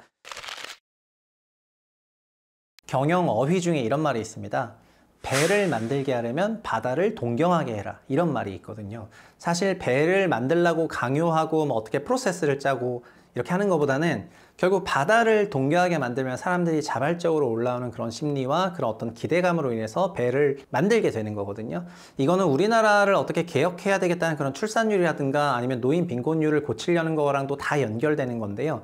이걸 고치고 저걸 고치고 라기보다는 비저너리하게 어떤 미래상을 보여주고 그걸 했을 때 얼마나 좋아질지에 대해서 꿈을 꾸게 만든다면 사회 전체가 바뀔 수가 있거든요. 그래서 이런 노인 빈곤율, 그리고 연금제도 개혁, 그리고 출산율과 같은 그런 부분을 얘기할 때는 어떤 미세한 정책들에 대해서 튜닝하고 정책 발표하는 것도 중요하지만 근본적으로 우리가 추구해야 되는 그런 방향에 대해서 목표를 설정하고 이런 것들을 어젠다화 할 수 있는 그런 역량이 굉장히 필요한 그런 시기가 된 것 같고요. 그리고 지금 우리에게 필요한 거는 연금제도가 정말 개혁됐을 때 얼마나 좋아질 수 있는지 제가 이 영상에서 약간 말씀을 드렸는데, 이런 것들을 받아들이게 된다면은 정말 얼마든지 우리 현재 한국이 갖고 있는 그런 문제점들 중에서 상당수가 해소가 될 수 있지 않냐 하는 그런 기대감을 또 가져볼 수 있었던 것 같습니다. 그리고 사실 저는 개인적으로 이런 저희 채널을 비롯한 이런 재테크 채널들이 인기를 많이 끄는 거에 대해서도 그렇게 좋은 마음을 갖고 있지는 못한데요. 왜냐하면 한국인으로서 살아간다는 것이 노후가 보장되지 못하는 그런 불안과 압박감으로 인해서 재테크에 내몰렸고, 재테크에 내몰리는 것들이 결국 위험자산 투자가 종용하게 되고, 이런 과정에서 결국 자산이 없어지거나 하는 이런 위험에 스스로 더 많이 노출된다고 생각을 하거든요. 한국처럼 이렇게 재테크 채널에 구독자가 많은 국가도 별로 없을 뿐더러 재테크 영상에 대한 선호도가 많은 나라도 거의 없는데, 이런 것들이 아주 건전한 모습은 아니라고 생각하고 결국 퇴직연금에 집어넣고 국민연금에 집어넣고 하면은 어느 정도 노후가 보장돼서 그 다음부터는 가족이나 친구들이랑 더 많은 시간을 보낼 수 있는 그런 모습이 우리가 생각하는 그런 바다가 아닌가 싶거든요. 그런 모습을 만들기 위해서 배가 필요하다면 배를 만드는 방법론은 굉장히 많은 머리 좋은 사람들이 만들어낼 거라고 생각을 하고요. 그래서 지금 우리 채부심 채널에서도 우리의 미래가 어떤 식으로 바뀌었으면 하는지에 대한 내용들을 같이 말씀드렸다고 생각하시면 좋을 것 같고, 지금 현재는 마치 바다에 빠진 어떤 폐지 줍는 노인 그 한 명 한 명을 구하는 것도 굉장히 중요하지만 시스템 전체적으로 그럴 일이 없도록 배를 더 크고 견고하게 만드는 그런 과정이 필요한 시기가 아닌가 싶습니다. 이것도 몇 년 안 남은 게 여기서부터 좀 더 늦어지기 시작하면은 결국에는 이것조차도 비가역적인 반응으로서 회복하지 못하는 그런 타격을 우리가 입을 수가 있기 때문에 이런 경각에 있다 이런 말씀을 드리고 싶고요. 오늘은 좀 길게 말씀드렸는데요. 내용이 많다 보니까 어쩔 수 없이 좀 길어진 부분이 있는데 이거를 좀 책과 함께 읽으시면 좋을 것 같고, 저도 네프콘이라든가 아니면 다른 영상화 작업을 추가적으로 계속해서 진행을 하면서 이런 내용을 전달해 드리겠습니다. 그리고 사실 연금 말고도 고칠 건 정말 많다고 생각하는데요. 그런 거에 대한 어떤 여러 가지 노력들을 폄훼할 필요는 없다고 생각하고, 이걸 고쳐야 된다고 말씀하시는 분들에 대해서는 정말 많은 서포트를 해야 된다 생각하거든요. 사실 채부심은 국민을 위한 국민연금을 없다 이런 책과 아무런 관련이 없습니다. 그렇지만 이런 책이 국민들에게 더 많이 읽혀야 우리가 더 좋은 방향으로 바뀔 수 있다고 생각하기 때문에 이제 이런 책을 소개해 드린 거고요. 이 영상을 통해서 책이 정말 많이 팔렸으면 좋겠고, 저도 지금 영상 찍고 나서 제 지인들에게 선물하기 위해서 서점에 가서 이 책을 더 사는 것으로 영상을 마무리 짓도록 하겠습니다. 들어주셔서 감사하고 다음 시간에도 좋은 내용으로 찾아뵙겠습니다. 감사합니다. 우리의 도시를 다루는 쪽에서 이런 도보 이동을 통한 그런 살아있는 연결된 그런 도시가 아니라 여전히 자동차 중심의 그런 파편화되고 도로로 분절된 그런 도시를 계속해서 기획하고 있다는 거는 어떻게 보면 자영업자를 계속해서 함정을 파고 거기로 이끌고 나가는 게 아닌가 하는 생각이 들 정도로 좀 안타까운 부분이라고 할 수 있겠습니다.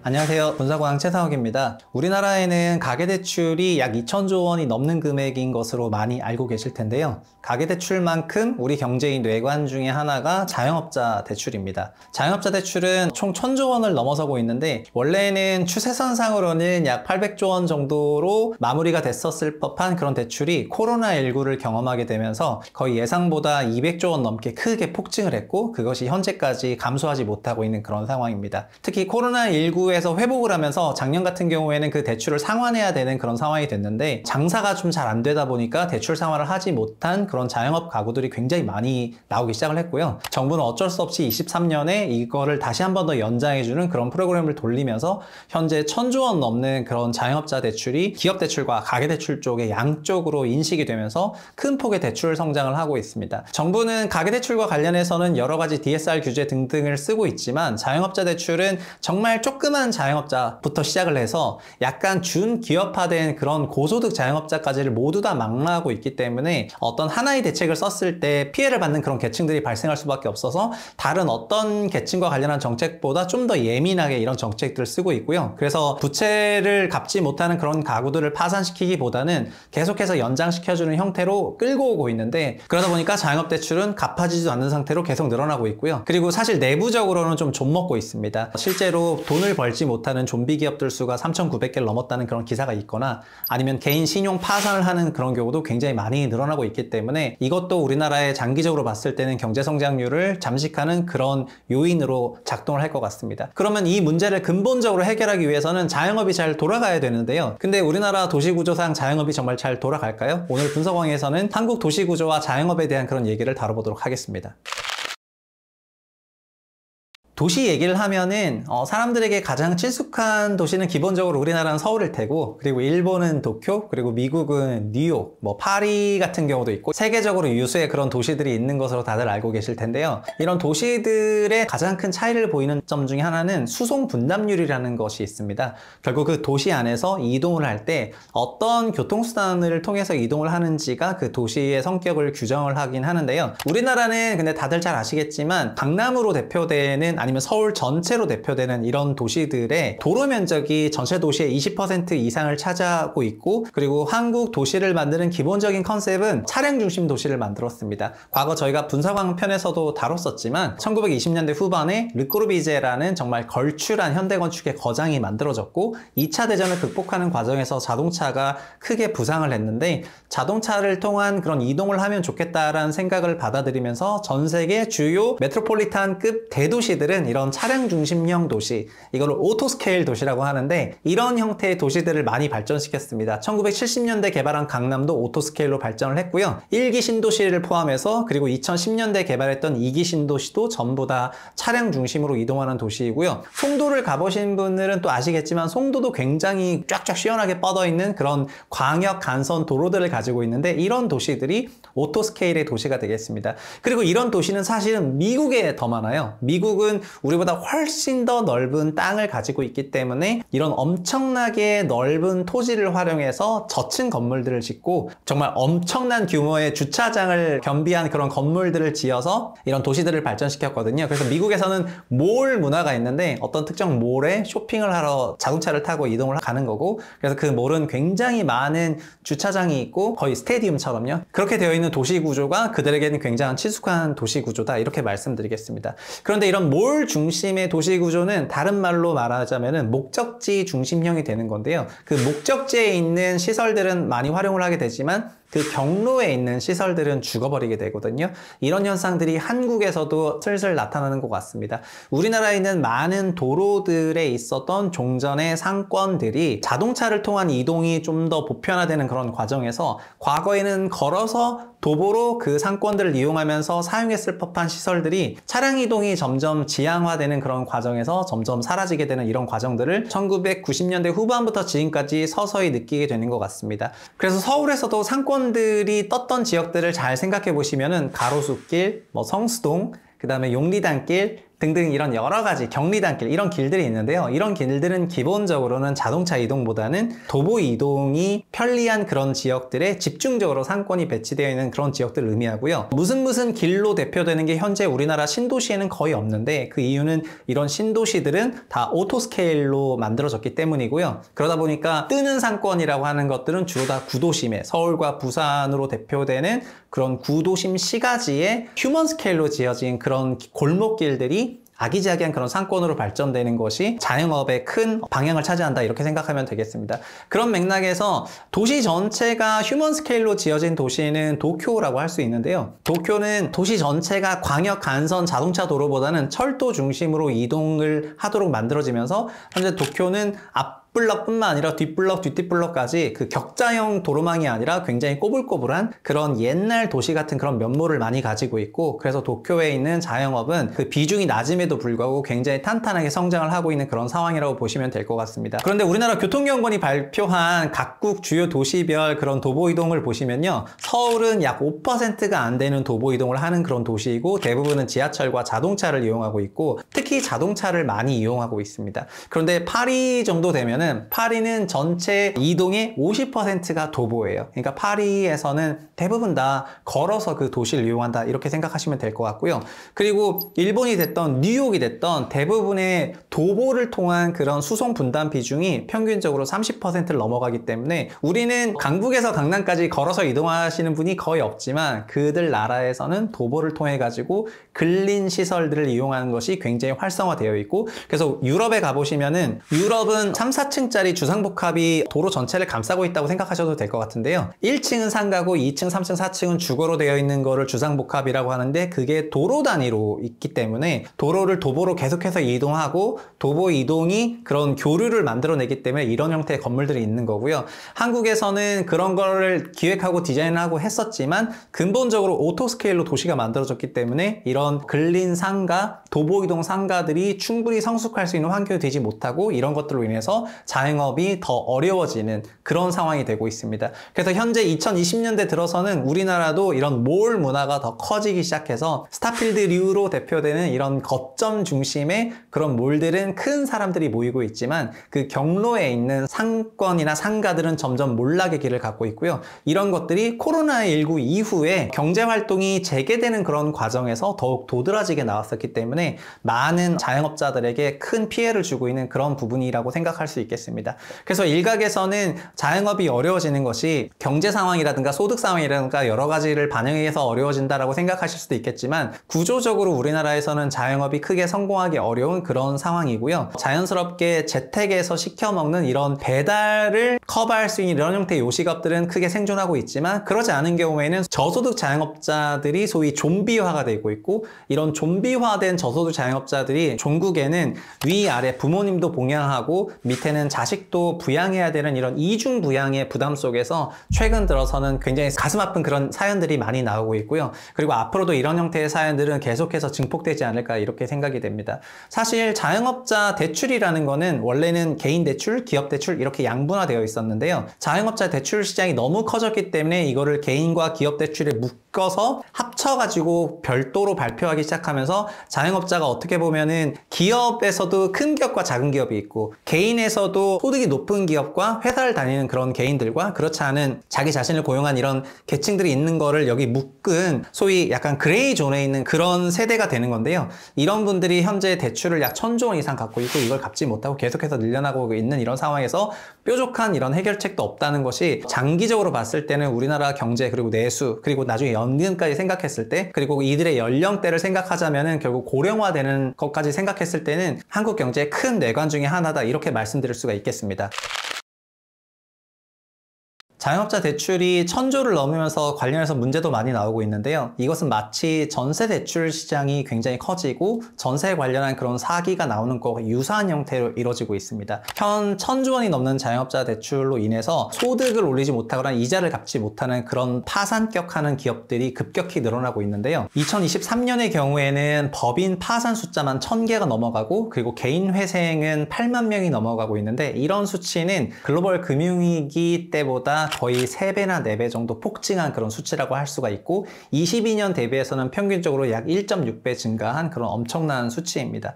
이마저도 정부가 유예 프로그램을 계속해서 돌려줘서 이런 숫자가 나오는 건데요. 만약에 어느 날 갑자기 유예를 더 이상 하지 않을 테니 대출을 상환하세요 라고 했을 때는 정말 한도까지 찬 자영업자 수가 이보다 훨씬 많다는 것을 알 수가 있을 것 같고요. 관련해서 결국 이런 예산들이 계속해서 들어갈 수밖에 없는 이런 상황을 암시하고 있습니다. 그래서 23년 말에는 소상공인과 자영업자들의 그런 위기감이 굉장히 증폭됐었기 때문에 24년 여러 선거라든가 또 경제에 악영향을 미치지 않으려고 하기 위한 그런 프로그램들을 돌리면서 23년 말부터 크게 한 차례 더 연장이 됐었는데요. 결국 이거는 또 3년 주기로 아니면 5년 주기로 계속해서 이런 게 반복될 수 있다는 걸 의미하기 때문에 자영업자 대출과 좀비화된 그런 소상공인들의 그런 사업들은 앞으로도 계속해서 시간을 두고 항상 우리를 압박할 그런 요인으로 작용할 가능성이 굉장히 높습니다. 우리나라는 3기 신도시를 기획하고 지금 택지를 조성할 그런 예정인데요. 3기 신도시 계획도 가만히 보시면 교통망을 신경 썼다고 하지만 교통망 중에 코어는 결국 지하철과 자동차인데 도시 전체의 면적 20% 이상을 도로로 할애하고 있기 때문에 그런 광폭 6차선 이상의 도로로 분절되어 있는 그런 도시들에서는 도보 이동이 편안하게 이루어지지 않고요. 기본적으로 분절된 그런 상권을 가지게 될 겁니다. 이거는 우리가 1기 신도시 때도 경험을 했고 2기 때도 경험을 했고 이제 3기 때도 경험을 할 예정인데요. 그런 상황임에도 불구하고 그런 상가와 관련한 그런 카탈로그는 또 굉장히 화려하게 나오거든요. 그래서 많은 은퇴 임박하신 분들이 현금 흐름을 만들기 위해서 이런 신도시 상가에 투자하는 경우가 상당히 많이 있는데 본인들이 그렇게 투자를 잘못하게 되는 거는 결국 투자는 본인의 계산이기는 하지만은 우리나라 도시 구조가 결코 자영업에 유리하지 않은 그런 도시 구조로 설계됐고 상가 구조 역시 도보 이동을 수반하지 않은 이런 형태, 특히 목적지 대상 상가라면은 그나마 유지가 될 수 있겠지만 목적지까지 가는 경로에 있는 상가라고 한다면은 거의 예외 없이 초토화되는 것이 신도시 상가의 큰 특징이거든요. 그렇기 때문에 결국 상가를 살리는 거는 사람들의 이동과 연결이고 우리나라 도시 구조는 그 연결을 다 끊어놨기 때문에 상가 자체가 크게 올라올 수 없는 그런 환경인 거를 꼭 유념하셨으면 좋겠습니다. 그러다 보니까 뭐 편의점이라든가 치킨집으로 흔히 대표되는 그런 여러 가지 자영업 창업에 대한 그런 니즈도 이런 것들을 어디서 하셔야 되냐면은 사실은 구도심, 도보 이동이 빈번한 그런 지역에서 하시는 것이 맞겠고요. 그렇지 않고 신도시에 사람 많이 갈 것 같으니까 내가 신도시 상가 잡아서 하면 좋겠다 이런 생각 하셨다가는 정말 도보 이동 하나도 없는 지역에서 넓은 면적의 상가를 받고 그 상가를 또 높은 LTV로 대출을 받고 높은 금리를 받다가 신음하고 이렇게 좀비형 자영업자가 되는 경우도 굉장히 많다고 말씀드리겠습니다. 사실 자영업자도 고소득과 저소득이 있는데요. 저소득은 그런 대출을 생계형으로 빌렸지만 고소득은 부동산을 취득하는 데 많이 빌렸거든요. 근데 여기서 말하는 이런 부동산이라는 것도 결국은 상가나 지식산업센터 같은 거를 다 포함하고 있기 때문에 최근 들어서 나오는 상가와 지식산업센터의 문제가 결국 고소득 자영업자의 디폴트로도 이어질 가능성이 굉장히 높아지고 있는 그런 상황이고요. 이런 상황에서 우리의 도시를 다루는 쪽에서 이런 도보 이동을 통한 그런 살아있는 연결된 그런 도시가 아니라 여전히 자동차 중심의 그런 파편화되고 도로로 분절된 그런 도시를 계속해서 기획하고 있다는 거는 어떻게 보면 자영업자를 계속해서 함정을 파고 거기로 이끌고 나가는 게 아닌가 하는 생각이 들 정도로 좀 안타까운 부분이라고 할 수 있겠습니다. 정리하면은 우리나라는 기업들도 삼성전자, 하이닉스로 대표되는 수출형 그런 대기업들이 있는 반면에 반대로 내수 시장에서 소비를 통해서 먹고 살아야 하는 그런 기업들이 있는데 이런 시장들이 도시 구조와 여러 경제 구조들이 겹쳐지면서 자연스럽게 초양극화로 가고 있고 개인들 역시 한쪽에서는 뭐 90억짜리, 100억짜리 집을 덜컥덜컥 사고 이쪽에서는 3억 원 되는 주택도 마련하기 어렵고 전체 가구의 3분의 2가 순자산 3억 원 이하이고 그리고 전체 가구의 약 30% 정도 되는 그런 수준이 순자산 1억 원 이하라는 걸 보면은 이런 자산 양극화도 굉장히 심해지고 있거든요. 이런 거를 바꿔보겠다고 스스로 창업을 하고 우리나라의 자영업자 비중은 OECD 기준으로 봤을 때는 상위 한 6, 7% 정도 되는데 20%가 넘는 자영업을 갖고 있는 주요 선진국은 사실 OECD가 다선진국이긴 하지만은 우리가 선진국이라고 생각하는 그런 G20나 G7 정도로 봤을 때는 우리가 가장 높은 자영업 비중을 갖고 있거든요. 그래서 이런 높은 자영업 비중이 점점 자영업에서 도태되고 소위 중산층 이하로 내려갈 가능성이 굉장히 많다는 점에서 우리 가계 역시 굉장히 양극화되고 자영업자도 상당히 양극화될 그런 시대를 살게 될 것 같습니다. 그래서 이걸 막기 위해서는 단순히 소상공인에게 대출을 연장해주는 그런 프로그램만으로 할 것은 아니고 앞으로 근간을 만드는 도시구조와 소통과 도로, 수송 분담률 등등 바꿔야 될 게 굉장히 많다고 생각을 하고요. 그리고 근본적으로 자영업이 필연적으로 다른 나라들의 상황과 그런 비교를 하면서 위험 요인들에 대해서 제대로 된 그런 설명이 있어야 될 것 같습니다. 요약하면 현재 최근에 나가보면은 강남역도 사람들이 많이 다니지 않는다고 느끼는데 강남도 강남대로는 엄청난 부동산 분절 요인이거든요. 그런 부동산 분절 요인이 계속해서 자리를 차지하면 차지할수록 상권들이 하나로 통합되기가 어렵기 때문에 계속해서 파편화되는 그런 자영업 시장을 보고 있지만 개인적으로 좀 안타까운 마음이 들고요. 지금이라도 이렇게 주변 근린 도시 편의시설들이 많이 발전된 그런 도시들에서 좋은 점들을 좀 벤치마킹하고 우리가 극복할 수 있는 것들을 극복하는 그런 정책들이 많이 나와야 될 때가 아닌가 싶습니다. 그렇게 하지 않는다면은 가계대출 2,000조, 장학대출 1,000조 절대 줄어들지 않고요. 이 대출은 계속해서 늘어날 것이고 그리고 구조적으로 이거는 상환하기가 어려운 형태로 갈 거기 때문에 지금보다 금리가 더 높아져야 되는 상황이 왔을 때 혹은 예상하지 않았는데 금리가 더 튀어버리는 그런 상황이 왔을 때 우리는 현저한 그런 데미지를 입고 경제 성장률이 큰 폭으로 위축되고 이것이 나중에 더 큰 그런 경제 위기로 이어질 수 있어서 이런 부분을 지금부터라도 꼼꼼하게 관리했으면 하는 그런 바람입니다. 지금까지 분석왕 최상욱이었고요. 다음 시간에도 좋은 내용으로 찾아뵙도록 하겠습니다. 구독해주셔서 감사합니다. 대한민국 호는 수도권 과잉 과밀화를 통해서 마라톤의 절반 정도 되는 그 하프를 세계 최고 속도로 달렸다고 할 수가 있을 것 같습니다. 그러나 체력을 전부 소진하는 형태로 달려왔기 때문에 뛸 힘이 없는 상황이 된 거거든요. 이런 시점에서도 수도권을 계속 과잉 과밀해야 된다고 하는 그런 형태의 논의가 나올 때마다 굉장히 여러 가지 생각들이 들곤 합니다.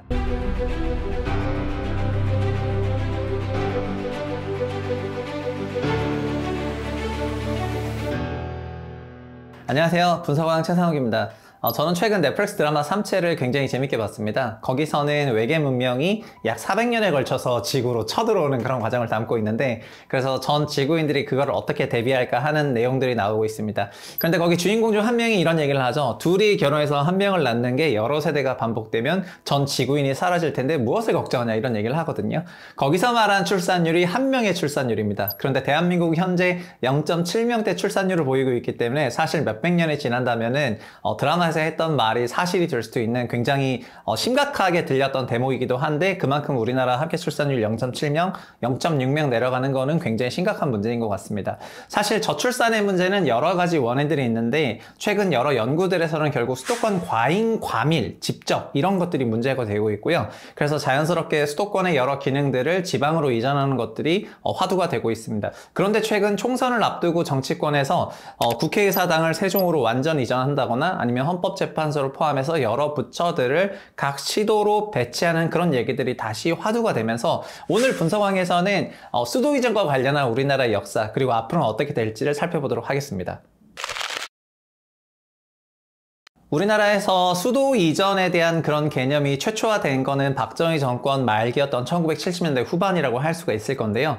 박정희 정부는 1960년대부터 강남권을 개발을 했고, 애초에 강남권 개발을 할 때의 전반적인 생각이 69년에 있었던 김신조 사건이라든가 북한으로부터의 위협으로부터 대비하고 싶었던 그런 마음이 컸습니다. 그리고 70년대에 강남이 개발될 때는 자동차 중심 도로로 직교형 교차로를 가지고 있는 현대식 도시구조, 즉 르꼬르비제가 말한 빛나는 도시의 모형을 강남에 그대로 설계할 수가 있었고, 강남을 그렇게 만들었습니다. 그럼에도 불구하고 강남이 제대로 정착되지 않았기 때문에 박정희 정부에서는 특단의 대책을 써서 학교를 전부 옮기고 강북 지역을 추가로 개발할 수 없게 하는 등등 여러 정책들을 썼고, 현재의 강남이 되는데 영향을 줬습니다.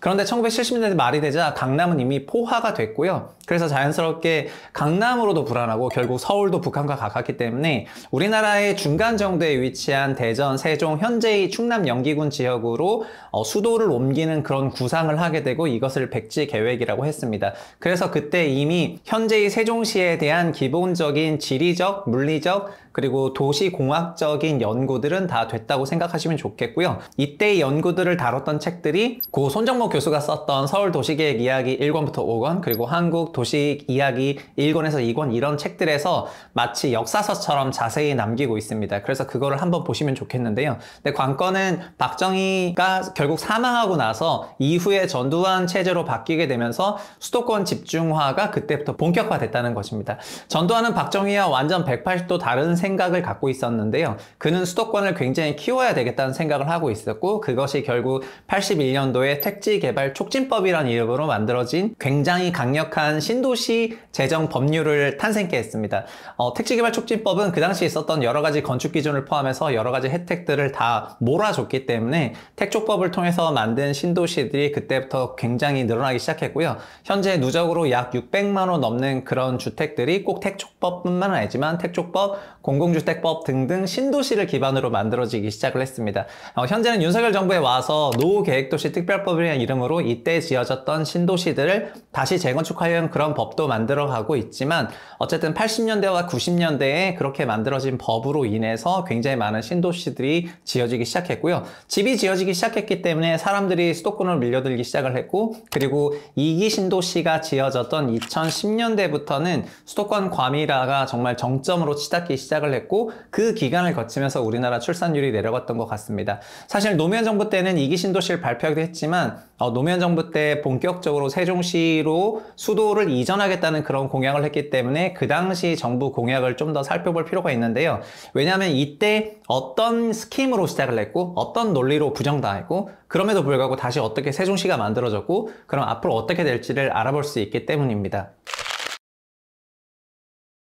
노무현 대통령은 2002년 9월에 현재의 세종시를 베이스로 하는 신행정수도를 건설하겠다는 공약을 발표를 하게 됐는데요. 당시 대선이 12월이었기 때문에 대선 3개월 전에 어떻게 보면 승부수를 던진 그런 대책이라고 할 수가 있을 것 같습니다. 정책 초기에는 사람들로부터 바이럴되지 않았었는데, 선거를 한 달 남기고 나서는 다시 한번 승부수를 걸죠. 그래서 행정부만 가는 것이 아니라 사법기관들도 전부 세종으로 간다고 하니까 충남과 대전 지역의 민심이 이미 요동치기 시작하고 그래서 당시 한나라당에서는 그런 정책들을 견지하게 이릅니다. 그러나 노 대통령은 그때 뭐라고 했냐면은 결국 수도를 이전하는 것들은 국민투표에 붙이면 되는 사항이기 때문에 국민투표에 붙이겠다라고 얘기를 하면서 그 정책을 밀고 나가게 되고요. 결국 당시 압도적인 그런 표심을 가지고 있었던 한나라당의 이회창 후보를 누르고 대통령으로 당선되게 됩니다. 당선된 노 대통령은 결국 2003년도에 신행정수도에 관한 특별법을 제정하게 되고 이것이 2004년에 제정이 됐습니다. 그런데 이게 제정이 되자마자 곧바로 수도 이전을 반대하는 연합이 결성돼서 위헌 소송을 하게 되는 거죠. 여기서 우리는 결과는 다 알고 있습니다. 이때 위헌 소송이 관습 헌법에 위반됐다는 이런 결과는 잘 알고 있는데요. 그런데 그 관습 헌법에 위반됐다는 거에 대한 그런 논리 구조를 아시면 반대로 앞으로도 어떻게 될지 예상해 볼 수 있거든요. 그래서 지금 그 얘기를 한번 해보겠습니다. 먼저 헌법재판소는 2004년에 수도라는 거를 개념적으로 정의를 하게 되는데요. 수도는 대통령, 그리고 국회, 헌법재판소, 그리고 정부 중앙 부처, 주로 기재부와 외교부 같은 부처가 되는데요. 이런 부처들이 있는 지역을 수도라고 규정을 하게 됩니다. 결국 수도는 핵심 중추 부서와 권력기관들이 집중 배치된 곳이다라고 헌법재판소는 먼저 판단을 하게 되죠. 두 번째는 그 수도라는 거에 대한 개념 정리를 했는데요. 결국 수도가 서울이냐에 대한 그런 얘기를 다루게 되거든요.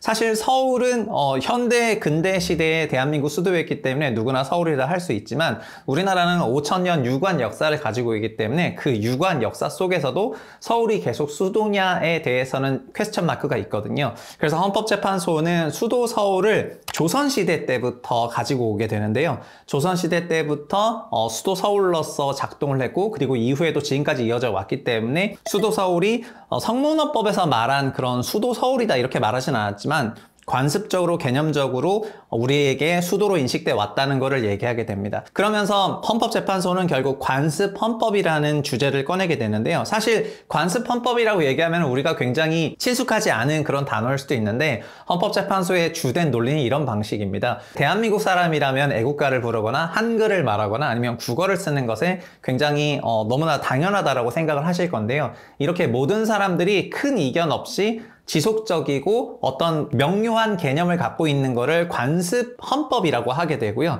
이런 관습 헌법에 수도 서울도 포함된다 이렇게 얘기를 하게 됩니다. 사실 이 부분 때문에 나중에 공격을 받아요. 왜냐하면은 과거 고려시대 때도 수도 서울이 아니었기 때문인데 그렇기 때문에 조선시대 때부터 수도 서울인 것을 관습적이다라고 해서 어쨌든 갖고 오게 되고요. 결국 수도 서울이 관습적으로 헌법적인 요인이 된다면은 수도를 옮긴다는 것은 결국 헌법 개정 사항이 되기 때문에 법률로서 이거를 다룰 수가 없어서 결국 위헌 판정이 나게 됩니다. 2004년에 결국 헌법재판소의 위헌 판결로 세종시는 만들어지지 못하는 그런 구조로 갔는데요. 참여정부는 이 법이 위헌 판결을 받자마자 곧바로 새로운 법을 만들게 됩니다. 그거는 신행정수도에 관한 특별법이 아니라 신행정중심 복합도시에 관한 특별법을 만들게 됩니다. 결국 법에서 수도를 빼고 행정중심 복합도시법을 만들게 되는 거죠. 그런데 이 법 역시 수도 이전을 반대했던 연합에서 다시 한번 위헌 소송이 나게 되는데요. 이번은 어떻게 됐을까요?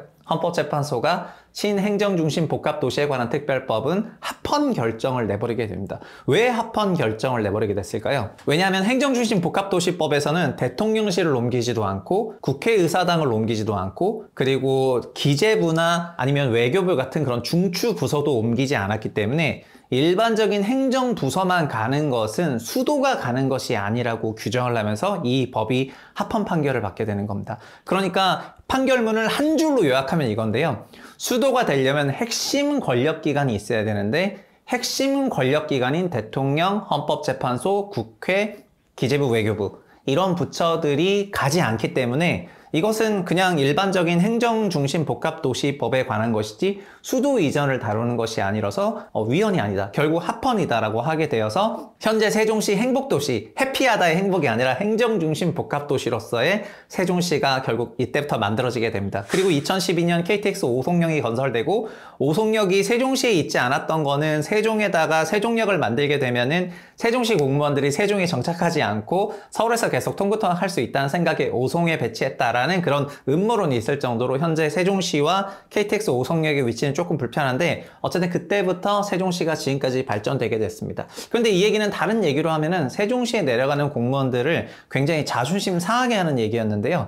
왜냐하면은 세종시는 결국 핵심 부처가 아니라고 헌법재판소가 완전히 선을 그어버린 거기 때문에 모두 다 세종시에 내려가고 싶어 하지 않는 그런 상황을 만들게 되고요. 특히 MB 때는 행정중심 복합도시의 그 규모도 과학기술부 정도로 제한하려고 그 법의 범위를 더 축소하려고 했었는데 결국 이것은 국회를 통해서 제재를 받았지만 세종시가 처음 만들어지는 과정에서 누구나 세종시를 내가 가야 되겠다 이런 생각을 가지고 가게 한 것이 아니라 내가 거기 가게 되면 핵심 부서가 아니게 되는구나 라는 생각을 만들게 하면서 세종시를 비핵심 도시로서 만들게 하는 그런 심리적인 과정이 있었습니다. 결국 과거에 강남을 개발할 때도 그랬지만 신도시를 만들게 되면은 구도심의 헤게모니가 유지가 되는 것을 원하는 그런 세력들이 거대하기 때문에 이번에도 세종시가 만들어지게 된다면은 거기로 핵심이 가는 것이 아니라 비핵심이 갔을 때는 결국 과거의 헤게모니가 유지된다는 것이고 반대로 말하면 새로 넘어가는 그런 신도시에 있는 사람들은 불만을 표출할 수밖에 없는 그런 상황에서 세종시가 만들어지게 된 것이죠. 최근 총선을 앞두고 여러 가지 공약들이 나오고 있는데요. 그 중에서 대표적인 거는 국회의사당을 세종으로 옮기겠다는 그런 얘기가 있습니다. 그런데 우리는 헌법재판소의 판결을 기억하고 있다면 국회의사당 본원이 세종으로 가게 되는 것은 헌법에서 정했다고 하는 헌재 판결문에서 수도의 핵심 기능을 세종으로 옮기는 것이기 때문에 이거는 현재는 진행되기 어려운 국면이 있는 것 같습니다. 현재 세종에 있는 세종의사당은 결국 국회의사당의 분원이 되는 거거든요. 그래서 세종시를 대통령실 분원, 국회의사당 분원, 헌법재판소 분원 이런 식으로 설계하는 것은 가능하지만 현재 본체를 그대로 세종시에 갖고 오는 것은 어렵다고 할 수가 있을 것 같습니다. 그래서 과거 문재인 정부 때 2018년도에 헌법을 개정하려는 그런 시도가 있었는데요. 뭐라고 했냐 하면은 과거 헌법재판소가 수도에 대한 기능을 핵심 부처가 위치하고 있는 것이다 라고 설명해 버렸기 때문에 헌법에서 수도는 법률로 정한다. 요 한 줄을 집어넣어서 헌법을 개정하려고 했습니다. 그렇다면 수도는 언제든지 법률을 통해서 어떤 도시로 지정될 수가 있기 때문에 세종시가 수도가 될 수도 있다는 걸 말하거든요. 그러나 2018년에 발의했던 헌법 개정의 경우에는 그 이후에 있었던 여러 가지 이벤트로 인해서 결국 유야무야 되었지만 이런 식의 솔루션을 쓸 수도 있다는 것이죠. 그리고 시대가 지나서 나중에 이런 판결문이 또 달라질 가능성도 있기 때문에 여기서부터는 약간 열린 결말이라고 하겠지만 현재 헌법재판소 판결이 그대로 있는 상황에서 대통령실 본체가 세종시로 온다거나 국회의사당 본원이 세종시로 완전히 이전한다거나 헌법재판소가 완전히 세종시로 이전한다거나 하는 것은 현재는 어렵다 이렇게 생각하시면 되겠습니다. 이것은 결국 법률로서 고쳐가야 할 그런 요인이라고 할 수가 있을 것 같아요. 그런데 우리는 여기서 세종시가 그렇다면은 신행정수도로 적합한 그런 도시냐에 대해서 한번 살펴볼 필요가 있는데요. 여기서부터는 세종시가 어떤 사이즈로 계획이 됐고 어떤 도시구조를 갖고 있는지 설명하는 게 좋을 것 같습니다. 세종시 전체 면적은 약 70제곱킬로미터로 서울시의 8분의 1 정도 되는 그런 사이즈를 가지고 있는데요. 70제곱킬로미터라는 면적이 직접적으로 체감되시지 않겠지만 분당보다 약 3배 정도 큰 그런 도시 면적이라고 보시면 될 것 같습니다. 근데 현재 분당보다 3배 크지만 분당의 3배에 해당하는 인구를 수용하고 있진 않은데요. 왜냐하면 현재 세종시는 반지 모양으로 만들어져서 전체 6개의 권역으로 나눠져 있는데 그 가운데가 텅 비어 있거든요. 세종시 전체를 그래서 면적 비율로 나누게 되면은 녹지 비중이 52%가 넘어갈 정도로 도시 전체가 녹지에 과잉 배치를 했다. 그렇게 생각될 정도로 텅 비어 있다고 생각하시면 되겠습니다. 그리고 도시 전체가 넓기 때문에 도로의 전체 면적은 약 12% 정도 되고요. 주거지가 배치되는 주거용지 면적이 약 20% 정도 되고 상업지역이나 아니면 업무시설 용지 비중은 굉장히 극소한 비중을 가지고 있습니다. 그래서 사실 세종은 그렇기 때문에 토지이용 계획도만 보게 되면은 자족도시 성격을 가지고 있진 않은데 거기에 들어가 있는 업무시설들이 우리나라에 있는 중앙행정부처들이 들어가 있기 때문에 굉장히 외부로부터 방문하는 그런 고객들이 많아질 수밖에 없는 그런 도시 성격을 가지고 있어서 행정 수도의 기능을 할 수도 있는 그런 상황입니다. 다만 세종시가 안타까운 거는 보통의 수도라고 한다면은 제곱킬로미터당 인구 밀도가 서울만 하더라도 약 2만 명이 육박하고 파리나 도쿄 정도 되면은 약 제곱킬로미터당 15,000명 이상이 있는데 현재의 세종시는 3,000명 이하 있기 때문에 굉장히 밀도가 낮은 그런 도시라고 할 수가 있고요. 밀도가 낮기 때문에 어떻게 보면 세종시 역시 도시는 넓고 밀도는 낮고 도로 면적은 넓어서 여기도 오토 스케일 도시고 그렇기 때문에 결국 걸어 다니면서 업무를 보기 힘든 그런 스케일의 도시라고 할 수 있겠습니다. 사실 이미 토지 이용 계획도가 어느 정도 나왔고 그리고 도시 전체가 6구역까지는 기본 설계가 다 되어 있기 때문에 여기서 도시 기능을 계속해서 추가하면서 세종시를 키울 수 있느냐, 그것도 사실은 퀘스천 마크가 있죠. 그래서 저는 통근 통학률을 보면서 도시의 자족성을 판단하는데 세종시는 안타깝지만 통근 통학을 하는 도시가 아니라 대전으로 거꾸로 통근 통학을 하러 가는 그런 도시가 되겠습니다. 그래서 세종, 대전을 복합적으로 보게 되면은 대전이 오히려 더 훨씬 큰 도시이고, 그리고 대전으로 통근 통학을 세종에서부터 해오기 때문에 어떻게 보면은 세종은 대전의 위성도시격으로 지금 자리매김하고 있는 그런 상태라고 할 수가 있을 것 같습니다. 결국 세종시는 최초에 계획했을 때는 강남을 대체할 정도의 박정희 때는 그런 엄청난 도시로서 기획을 했지만 결국 그 과정에서 관습헌법이라는 것을 새롭게 법 기술자들이 만들어내면서 그 부분을 적용했고 세종이 초기에 충분히 정착되지 않는 그 약 10년의 기간을 결국 지나버렸기 때문에 현재는 새로운 수도로서 작동하기에는 다소 좁은, 그리고 도시 설계가 다소 애매하게 형성된 그런 도시 지역이라고 할 수가 있을 것 같습니다. 세종시가 현재 새로운 행정 수도로서 역할을 정확하게 할 수 없는 그런 도시 구조라 하더라도 참여정부 때 했었던 그런 생각 혹은 박정희 시대 때 했었던 그런 생각들은 결국 국토 균형 발전이라는 거대한 프레임으로 해석을 할 수가 있는데요. 사실 국토를 균형 발전해야 된다? 아니다. 국토를 효율적으로 집중적으로 발전해야 된다는 이 양 이론은 굉장히 현대 세계에 걸쳐서 있었던 그런 자본주의 이론이랑도 연결이 되어 있습니다.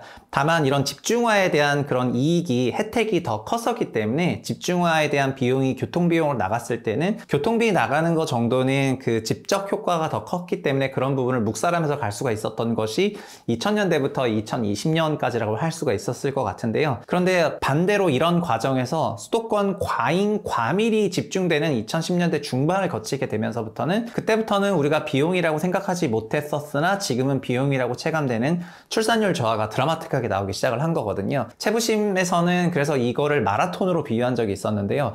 대한민국 호는 수도권 과잉 과밀화를 통해서 마라톤의 절반 정도 되는 그 하프를 세계 최고 속도로 달렸다고 할 수가 있을 것 같습니다. 그리고 그 과정만 놓고 보면은 세계 신기록이기 때문에 마라톤이 이대로만 끝난다면은 대한민국은 세계 1등 국가가 될 것 같아요. 그러나 그 과정에서 어떻게 보면은 체력을 전부 소진하는 형태로 달려왔기 때문에 사실은 남아있는 하프를 돌아가는 그런 과정에서는 뛸 힘이 없는 상황이 된 거거든요. 만약에 실제 레이스를 그렇게 하게 된다면은 그 선수는 중간 어디서 쓰러지고 앰뷸런스에 실려가겠지만 경제에는 앰뷸런스가 없고 결국 우리의 출산율이 이렇게 내려가고 장기적으로 대한민국이 소멸 위기가 거론될 수 있는 그런 시기가 되고 있다는 거는 어떻게 보면은 대한민국의 경제 체력이 이미 고갈되고 있는 그런 과정인데, 이런 시점에서도 수도권을 계속 과잉 과밀해야 된다고 하는 그런 형태의 논의가 지금 더 만들어지고 있거나 아니면 지방으로 도시 기능을 일부 이전하는 거에 대해서 여전히 반대하는 여론이 높다거나 하는 거 나올 때마다 굉장히 여러 가지 생각들이 들곤 합니다. 사실 많은 나라에서 우리나라만큼의 수도권 과밀화가 있는 것은 사실이다, 그렇게 알고 계신 분이 있겠지만 한국의 수도권 과밀화는 전 세계 최고 수준이고 전체 인구의 60%에 해당하는 그런 엄청난 분들이 여기 수도에 몰려 살기 때문에 그런 것들이 과잉 압력으로 작동하면서 출산율까지 이어지는 거거든요. 그래서 현재 수도권 과잉 과밀에 대한 그런 백래시가 너무나 거대하게 온다는 거를 정말 엄중하게 들어야 될 그런 시기가 아닌가라고 생각을 해봅니다. 그리고 결국 근간은 세종시가 그걸 할 수 있냐 없냐가 아니라 서울에 집중된 일부 핵심 권력 기능들을 지역으로 이전할 수 있는 그런 문화가 만들어질 필요가 있는 것 같거든요. 애초에 서울이 관습적으로 수도였다는 거를 부정할 대한민국 국민은 없을 것 같고요. 그러나 서울에 꼭 헌법재판소가 있어야 되는지, 서울에 꼭 국회의사당이 있어야 되는지, 그리고 서울에 꼭 기재부나 외교부가 있어야 되는지에 대한 그런 질문은 얼마든지 다른 질문이라고 할 수가 있겠거든요. 그래서 이런 중추 핵심 기능들이 분권화되고 분산화되는 것이 대한민국의 경쟁력을 없앤다거나 하는 그런 생각보다는 현재 체제로 좀 더 가면은 굉장히 잘 사는 것처럼 보이다가 어느 순간 벼락같이 무너질 수 있다는 그런 위기감을 가지고 이런 어젠다를 다뤄야 될 때가 아닌가 싶습니다. 오늘은 최근 정치권에서 화두가 되고 있는 지방 살리기 그리고 지방 소멸 이슈에 대한 그런 얘기를 과거 노무현 정부 때부터 있었던 수도 이전에 대한 헌법재판소의 판결부터 쭉 살펴봤는데요. 결국은 헌법을 고치게 되면은 많은 것들이 고쳐질 거기 때문에 헌법 개정이 갖고 있는 그런 강력함도 우리가 한번 예상해 볼 수 있을 것 같습니다. 과거 2004년에 결국은 강남 집값을 잡기 위해서 헌법재판관들이 주요 핵심 기능들을 세종으로 보내기 싫어했다는 그런 음모로부터 벗어나려면 결국 이런 이슈 역시 헌법을 통해 가지고 풀어야 되는 그런 이슈가 아닌가라는 생각을 한번 해봅니다. 앞으로 법이 어떻게 될지는 저도 잘 모르겠고 지켜봐야 되겠지만 그 법이 있었던 과거에 어떤 일들이 있었고 그걸 통해서 우리가 미래를 또 예상해 볼 수 있기 때문에 오늘 영상이 미래를 결정하는 데 있어서 도움이 됐으면 하는 바람입니다. 다음 시간에 좋은 내용으로 또 찾아뵙도록 하겠습니다. 감사합니다.